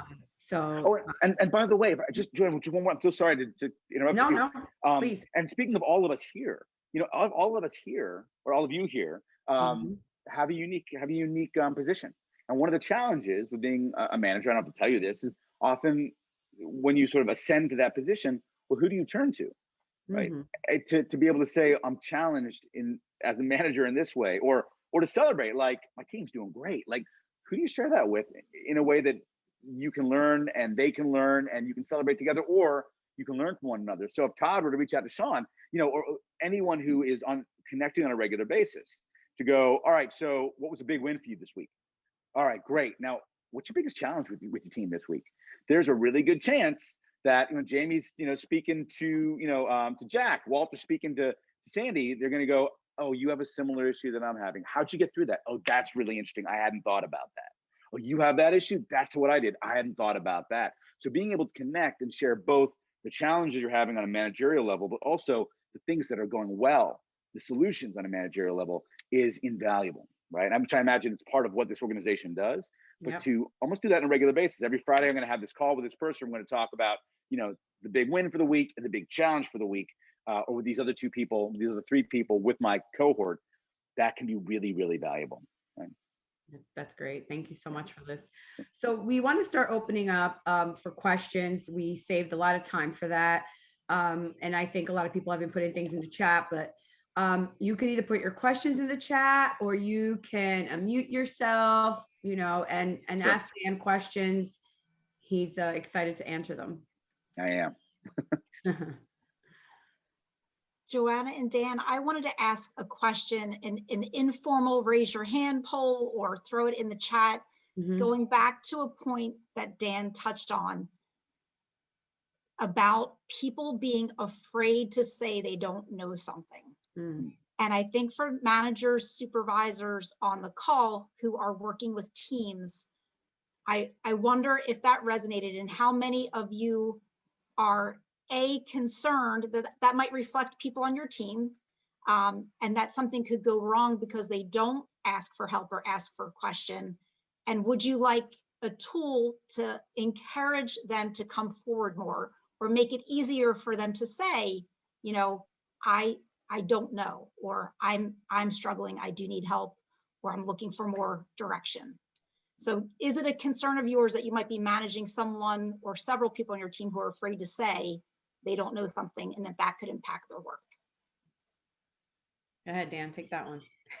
Well, and I was asking for those on the call, like raise your hand, like, yeah, like yeah. Right. Right. So I see some hands going up for sure. Yeah, of course. You know, I almost want to turn it back to folks. I'd be curious to know if anyone here has found a way to encourage that effectively for people, right? Is there anyone here who feels like they've been able to kind of nurture a culture where people feel more comfortable asking their questions? This is Stephanie talking. I can Hi, never Stephanie. get my hand raised, so I just jump in. Sorry. Perfect. You know, this is sort of what I view almost as one of my best strengths in my role. And part of the reason I'm a director now is I always ask the dumb questions. I am a non-mechanic female in facilities. It gives me a little bit of leeway, but my questions are good, and sometimes they're obvious and sometimes they're not so obvious, but I always ask the dumb questions, and not dumb questions, but the questions that need to be asked. And repeatedly I get feedback like, you know, there will suddenly be hours worth of conversations that get sparked because of one question I asked, and it turns out that everybody was thinking it and nobody wanted to ask it. So I think, you know, as so often, you know, you got to lead by example. Do not be afraid. I will stop a contractor, I'll stop a technician, and I'll say, okay, why is this part relevant? Is this critical? Can the equipment be repaired? Does it have to be replaced? Let's talk through step by step by step. And I think, you know, and I guess that's the point, is leading by example, and then listen, you know, and getting to your conversation about faculty members.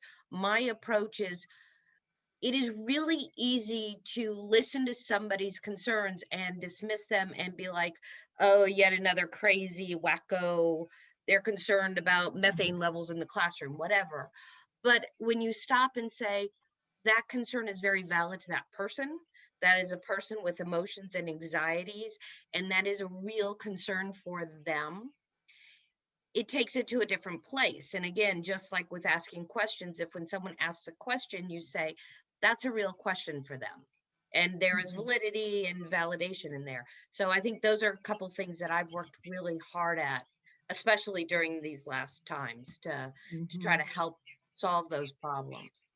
Right. I think it's such a wonderful example, Stephanie. Thank you. That makes a ton of sense.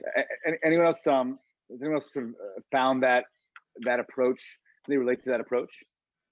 Yeah, I have, and picking up on what Stephanie said, I often ask my team, I don't know how to do this, or what do you think about it?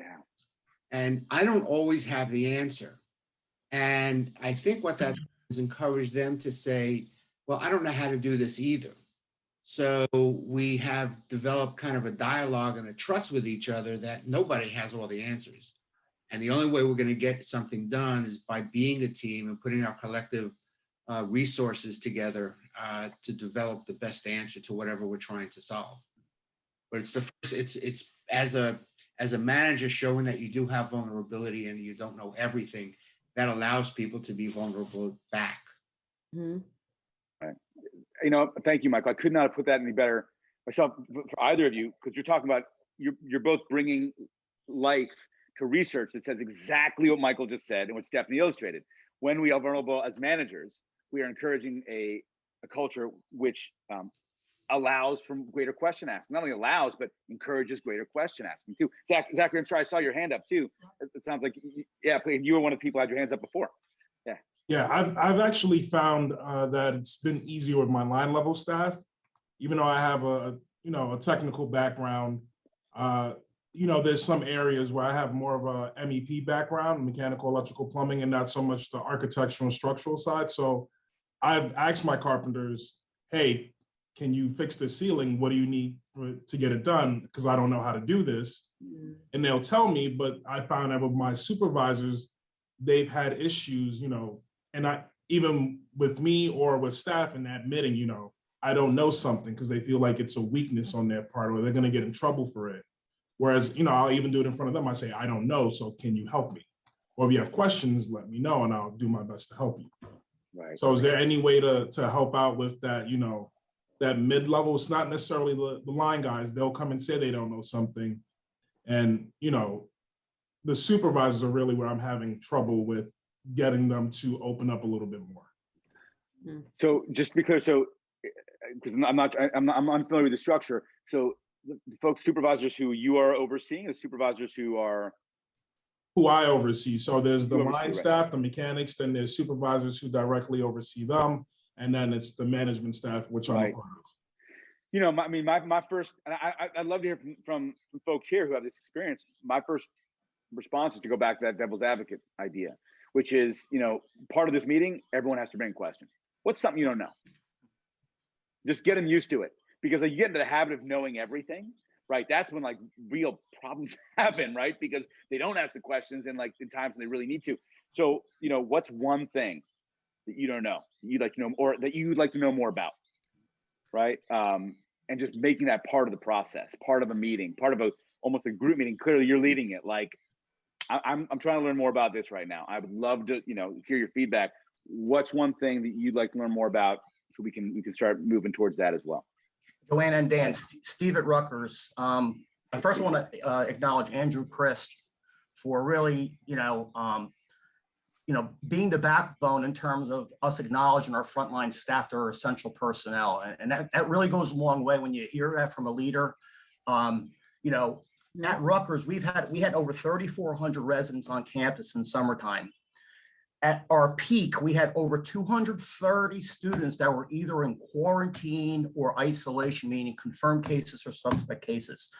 My frontline staff, my management team, and their frontline mechanics and workers, we still had to service these spaces. That changed the complete dynamics in terms of how we did business. We had to work closely with our Rutgers Environmental Health and Safety Group. We needed to give our support team the necessary resources to give them a comfort level. And if it wasn't for my staff implementing a lead by example approach, that never would have happened.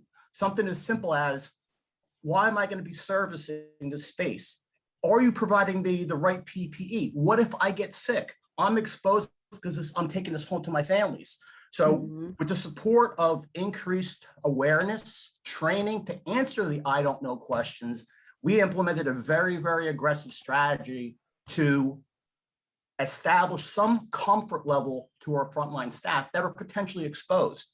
It created a lot of work, but guess what? When we had to go in and service specific spaces that were, we'll call them sensitive spaces, areas of concern, it was my frontline area managers that went in there with the mechanics to give them a level of, hey, I'm going in with you. I feel protected with our new SOP, our operating procedures, and the types of personal protective equipment that we need. So part of it is we still had a job to do, but we also had to provide the support by modifying practices, increasing a whole new arena of training, awareness, and confidence. But if it wasn't for our frontline staff, we would still be scrutinized for not providing the services that we have paying customers, making sure our expectation of service delivery is maintained.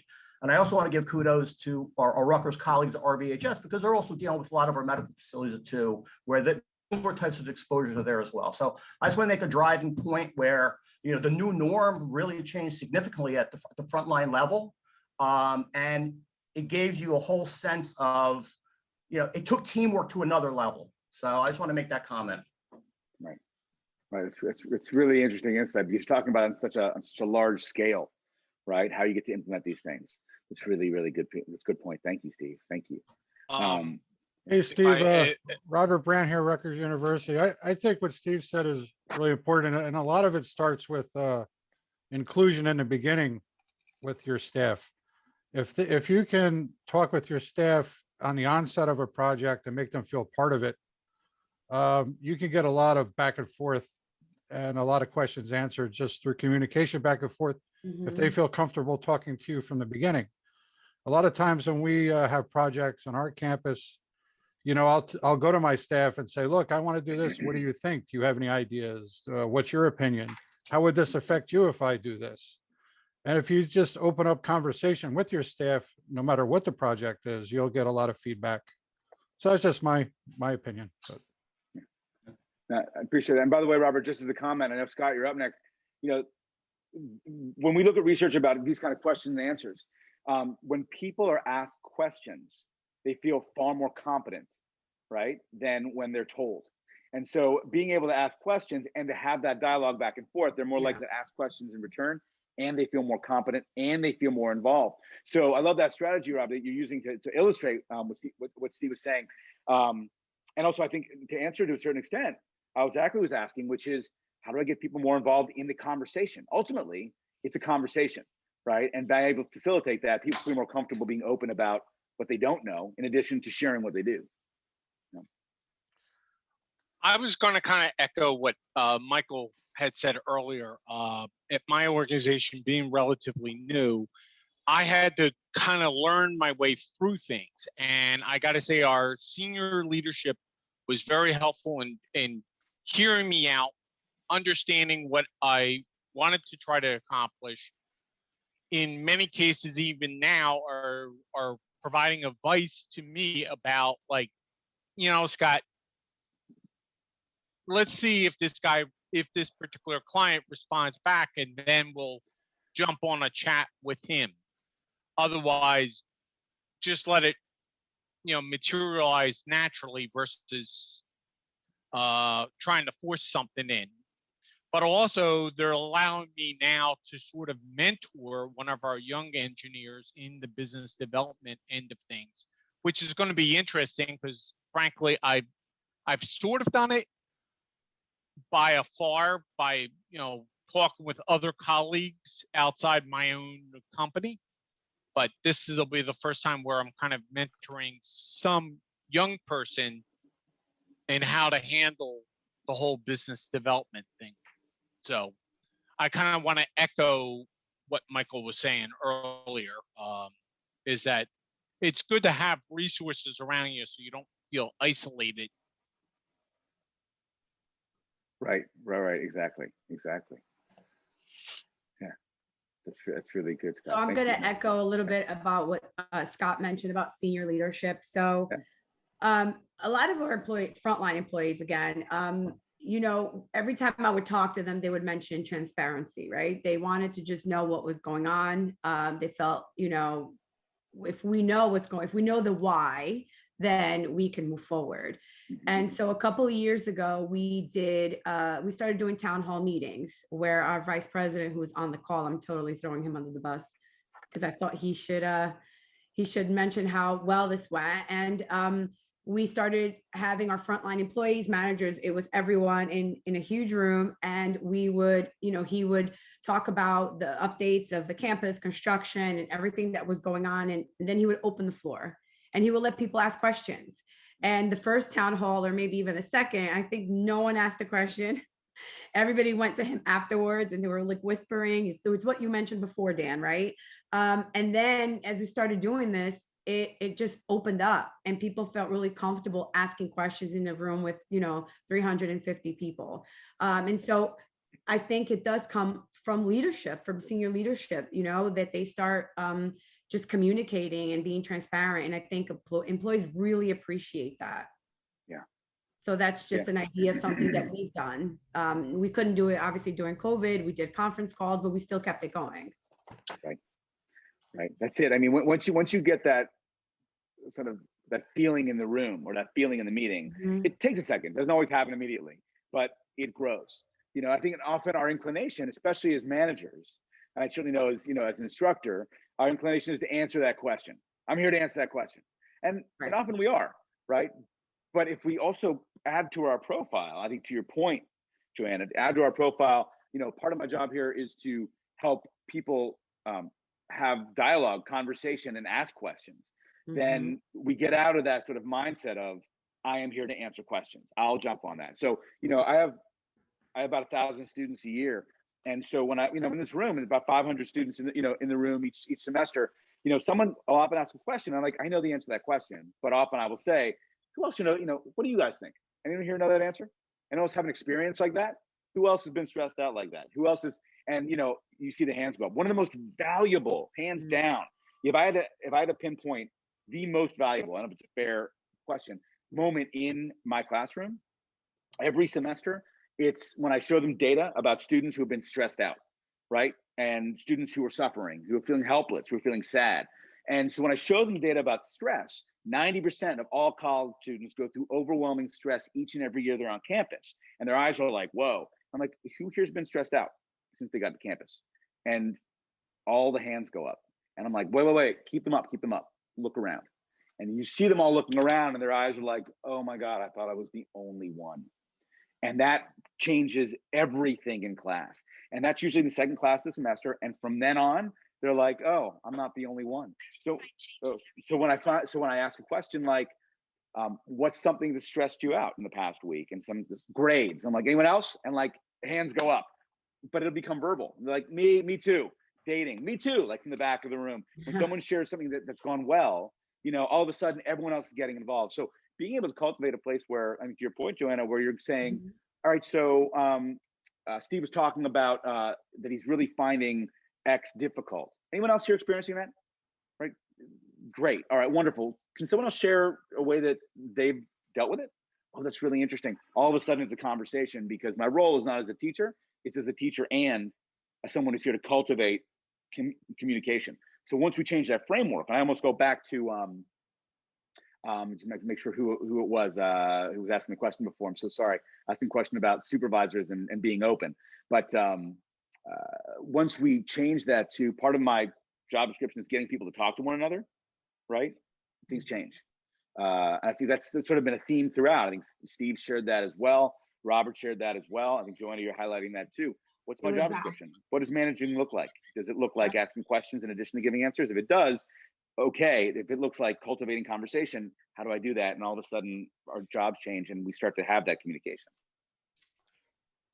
I think keeping in mind people are humans, right? And we all go through things and maybe, like you said, just opening, that's big, especially now with everything that we've gone through. I know we all have a job and we're all like focused, this is what we're going to do. But I think remembering that people, when they leave the job, they have families, they may have, I know, I love our frontline employees because they're just really hardworking. And sometimes they leave and they have another job to go to. Some of them have 3 jobs and they are struggling. And so keeping that in mind, I think is key to having a successful, work environment. Yeah, absolutely. Absolutely. Anybody else have any questions? I'll just comment, both of you talked about that. And I think one of the core component about engaging conversation, but is also the listening. Listening, I think, is very, very difficult to do because we are typically preempting what what we're thinking about to respond to, thinking about the next meeting we have to go to, thinking about that's in front of me, my email, and this person just came into the office. And I found that that's really a difficult skill to manage, but it's so critical in all these other things we're talking about to build that connection and trust. That's such a great comment, Jack. I'm so glad. I see WC, but Jack is the right way to refer to you. Correct. It's a great comment. I really appreciate it because it is hard, especially we haven't practiced it, right? So, so what are some things we can do for good listening? So active listening, there are a couple of things we do. In fact, there's one of the techniques that we teach is called active constructive responding. It's specifically for good news, but like active constructive responding is incredibly well grounded in the evidence of being able to sort of raise the impact of good news, but also to cultivate relationships. Active constructive responding is looking someone in the eye, right, clearly, responding to them, but also asking them questions that further the experience. Tell me more about that. How did it feel when that happened? What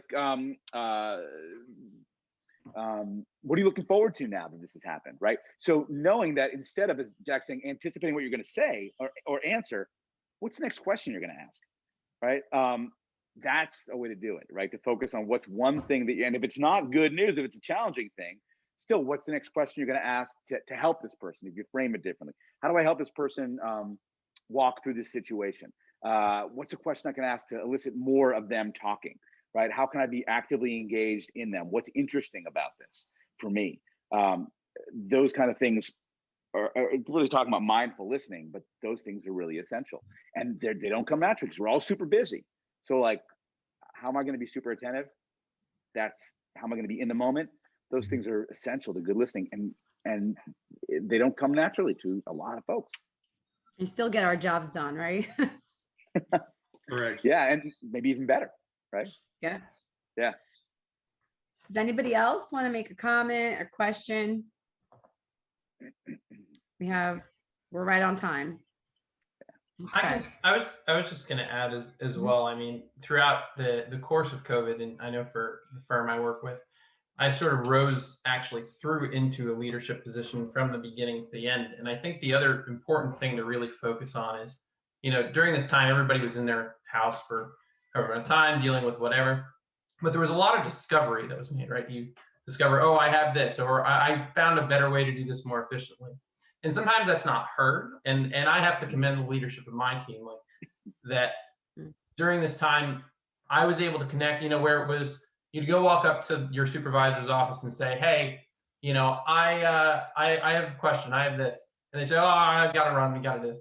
And now it's the time when you were able to pick up the phone and you had their undivided attention. And unfortunately, that's not going to be something you can continue to carry on as, you know, cohesively once it gets back into person. But, you know, taking that understanding that, look, there's all these things that my staff has learned throughout this time, and they've found ways to really change their abilities to do things. How can I learn from that and help integrate that into a process that maybe can change entirely? Because again, everything is going to change entirely. Not everything's going to change entirely, but everybody's going to come back with a different perspective. It's how we adapt that. Right, right. I mean, that's such an interesting insight too. To be able to share those things. Like, what'd you learn over the past 18 months? What are you better at now? Or how you handled that. Yeah, that's it. Yeah, share, you know, share a story of like how you realize you handled something differently and more effectively right now. You know, that those kind of things will cultivate other people, or encourage other people to share that too. Because you're right. Look, I mean, we're not going to be happy about the last 18 months, but there were silver linings. As you said, like you learned throughout this. We've all learned something throughout this. How do we start sharing those things as well? It'll curate both the give and take, but also how do we get better at things, right, as we move forward. Thank you, Dan. Thank you, everyone. So Dan, do you want to close with, you know, maybe some remarks, or do you want to take more questions? You know, honestly, I'm so happy to take questions if there are questions. I think, you know, one of the things I was listening to at the very, before I was this session started was Bob and how Bob was sharing what's happening, and also Mark on mold, you know, and these things. I was listening, thinking, you know,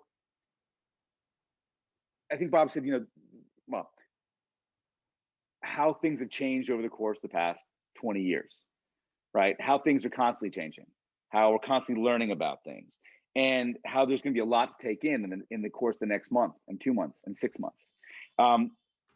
But it's going to feel less new in 6 months. It's going to feel less potentially overwhelming in 6 months, in 7 months, in 8 months, as time goes along.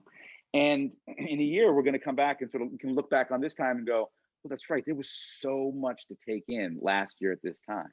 So this idea of a new normal, I think what we're talking about is, again, we go through these waves and these phases. There's always something new in facilities. There's always something new in our environment. There's always something new in our communities.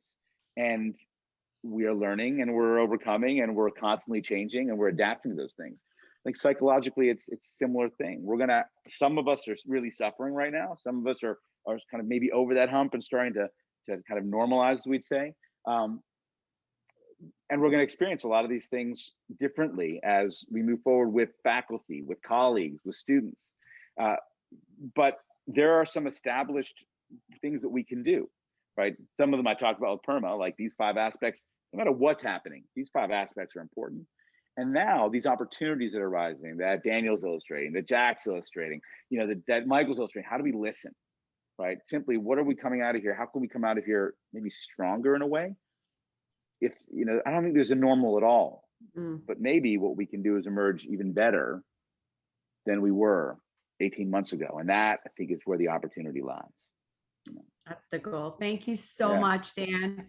Thank you for Absolutely. Thank everything. you. If anybody wants to reach out to Dan, his email, Yeah, I'm going to put it in please. the chat. Definitely, I'll also please give do. you his website, and if anybody wants to reach out to him, Yeah. you know. Let me, so thank you for that. I would just say this, reach out on my email if you could, because the website can be a little weird. Okay, I'll do that right now. But you're welcome to go to the website. But yeah, by all means, feel free to reach out if you have any questions. If I can ever help at all, just, you know, let's jump on a call, let's jump on a chat, whatever it is. I'm happy to do it for sure. And especially, by the way, you know, again, as the semester begins and as you come back and as those wacky faculty members come in, if you have any questions specifically about them / us, let me know. And also with students, like I said, I've had like 10,000 students in the last 10 years. You all have probably seen more than I have. But if you like a different perspective on them, reach out. I'm so happy to help. Thank you, Dan. All right. Thank you all. Good luck with everything and have a great new year. Thanks, Dan. My pleasure. This was not planned, but if you have school-age children in college, this mental health, you know, toolkit and whole being approach to life. If you're not lucky enough to take Dan's class or audit it or sit in the back like people have been doing, the book is You, as in university, and You Thrive. I'm going to put it in the chat right now. Thank you, Christine. Yeah, Thank you, Joanna. absolutely. Wow, I really appreciate that. Usually people don't plug it as hard as I do, but you have. And I need in the spirit of transparency, Dan never brought the book up to us or his agency, not one single time. True. I know. It was through my own research, and it's something I'm going to get for my boys. It's you know what I got in the spirit of transparency, it's called reverse psychology. Good one. Good one. No, you all have been so wonderful. Thank you. I hope to hear from people, and like I said, I hope you have wonderful. If I don't, have wonderful semesters, and I hope you make the most of getting back to campus. Yeah. Thank you. All right. Thanks everybody. Thank you. So we have one more surprise. I didn't want everybody to start logging off, and we have some closing remarks. So we'll do our next surprise, and then I have just 2 things to share with everyone, and then we'll be done for today. So Dave Cole from Colliers, I hope I'm saying that right. I'm Portuguese, and my accent sometimes comes out. It's so exotic. He's going to announce the second surprise. Well, in spirit of surprises, we have another raffle to auction off, or not really auction off, but another winner to choose. So just bear with me. I got to see who's still on the line. And all right, so here's my friend Doug Polk. Doug, if you would be so kind as to unmute and pick a number between 1 and 69. Let's go with number 21.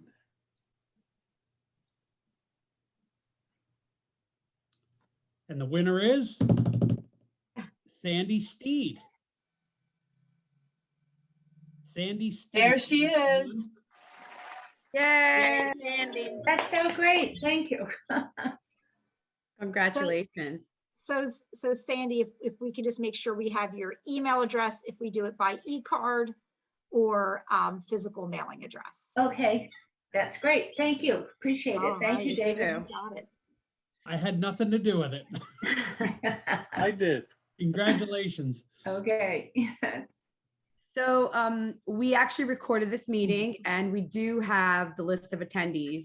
So if anyone needs anything, just reach out to us and we can provide that for you. And I wanted to thank everyone for attending. You know, I know virtually sometimes can be difficult, and we're still I don't know if we're getting used to it or we're over it. I'm not really sure, but I'm really praying that we can all see each other again and be by the piano bar like Christine talks about. That piano bar is great. And we would like for all of you to please join us for our fall membership meeting. And I wanted to end by letting you know that we have a really short poll. I think it's 3 questions, and we would love your feedback. And there you go. And we would love your feedback to know what everybody thinks. And so once again, thank you. This was awesome. Thank you so much, everyone. And Joanna, one more thing before we Oh, go. yeah. Just another big thanks to, again, Yeah. all of our sponsors, All Risk, Yeah. NTech Engineering, Zach Painting, and Eris Energy Solutions. Thank you very much again. Thank you, everyone. And to Karen and Neil, thank you again. Woohoo! Great. Great event, everyone. All right. Yes, thank you, Karen and Neil. Thank you, very good. Thanks. Thank you, everyone. Okay, Not take care. not on the poll, but a quick true or false question. True or false? For years, Mark Showers has been cheating at Facility Jeopardy. Oh my gosh. True. True, very true. True. Oh, Brushing up on his skills. did your friends stab you in the back? We needed one last laugh. Yeah, right. You're brushing up for the fall, I hope. He had Not for to the have fall, help. for next year. He had to have help inside information. Mhm. Am I the last person to figure out how to do the poll? I don't even know. How do you do this? I'm trying to. Bottom of the Hosts don't screen. get to reply. Oh, hosts Oh, don't get that's to, what it is. darn it. So then we're doing it right, Joanna. Okay, I'll just keep my hands off the computer. All right, I'll leave the poll up for another 10 seconds and then I will end the meeting. Thank you everyone for coming. Congratulations, NJAPPA. And we look forward to seeing you in person. Yes. Absolutely. Thank you. Thank you, participants.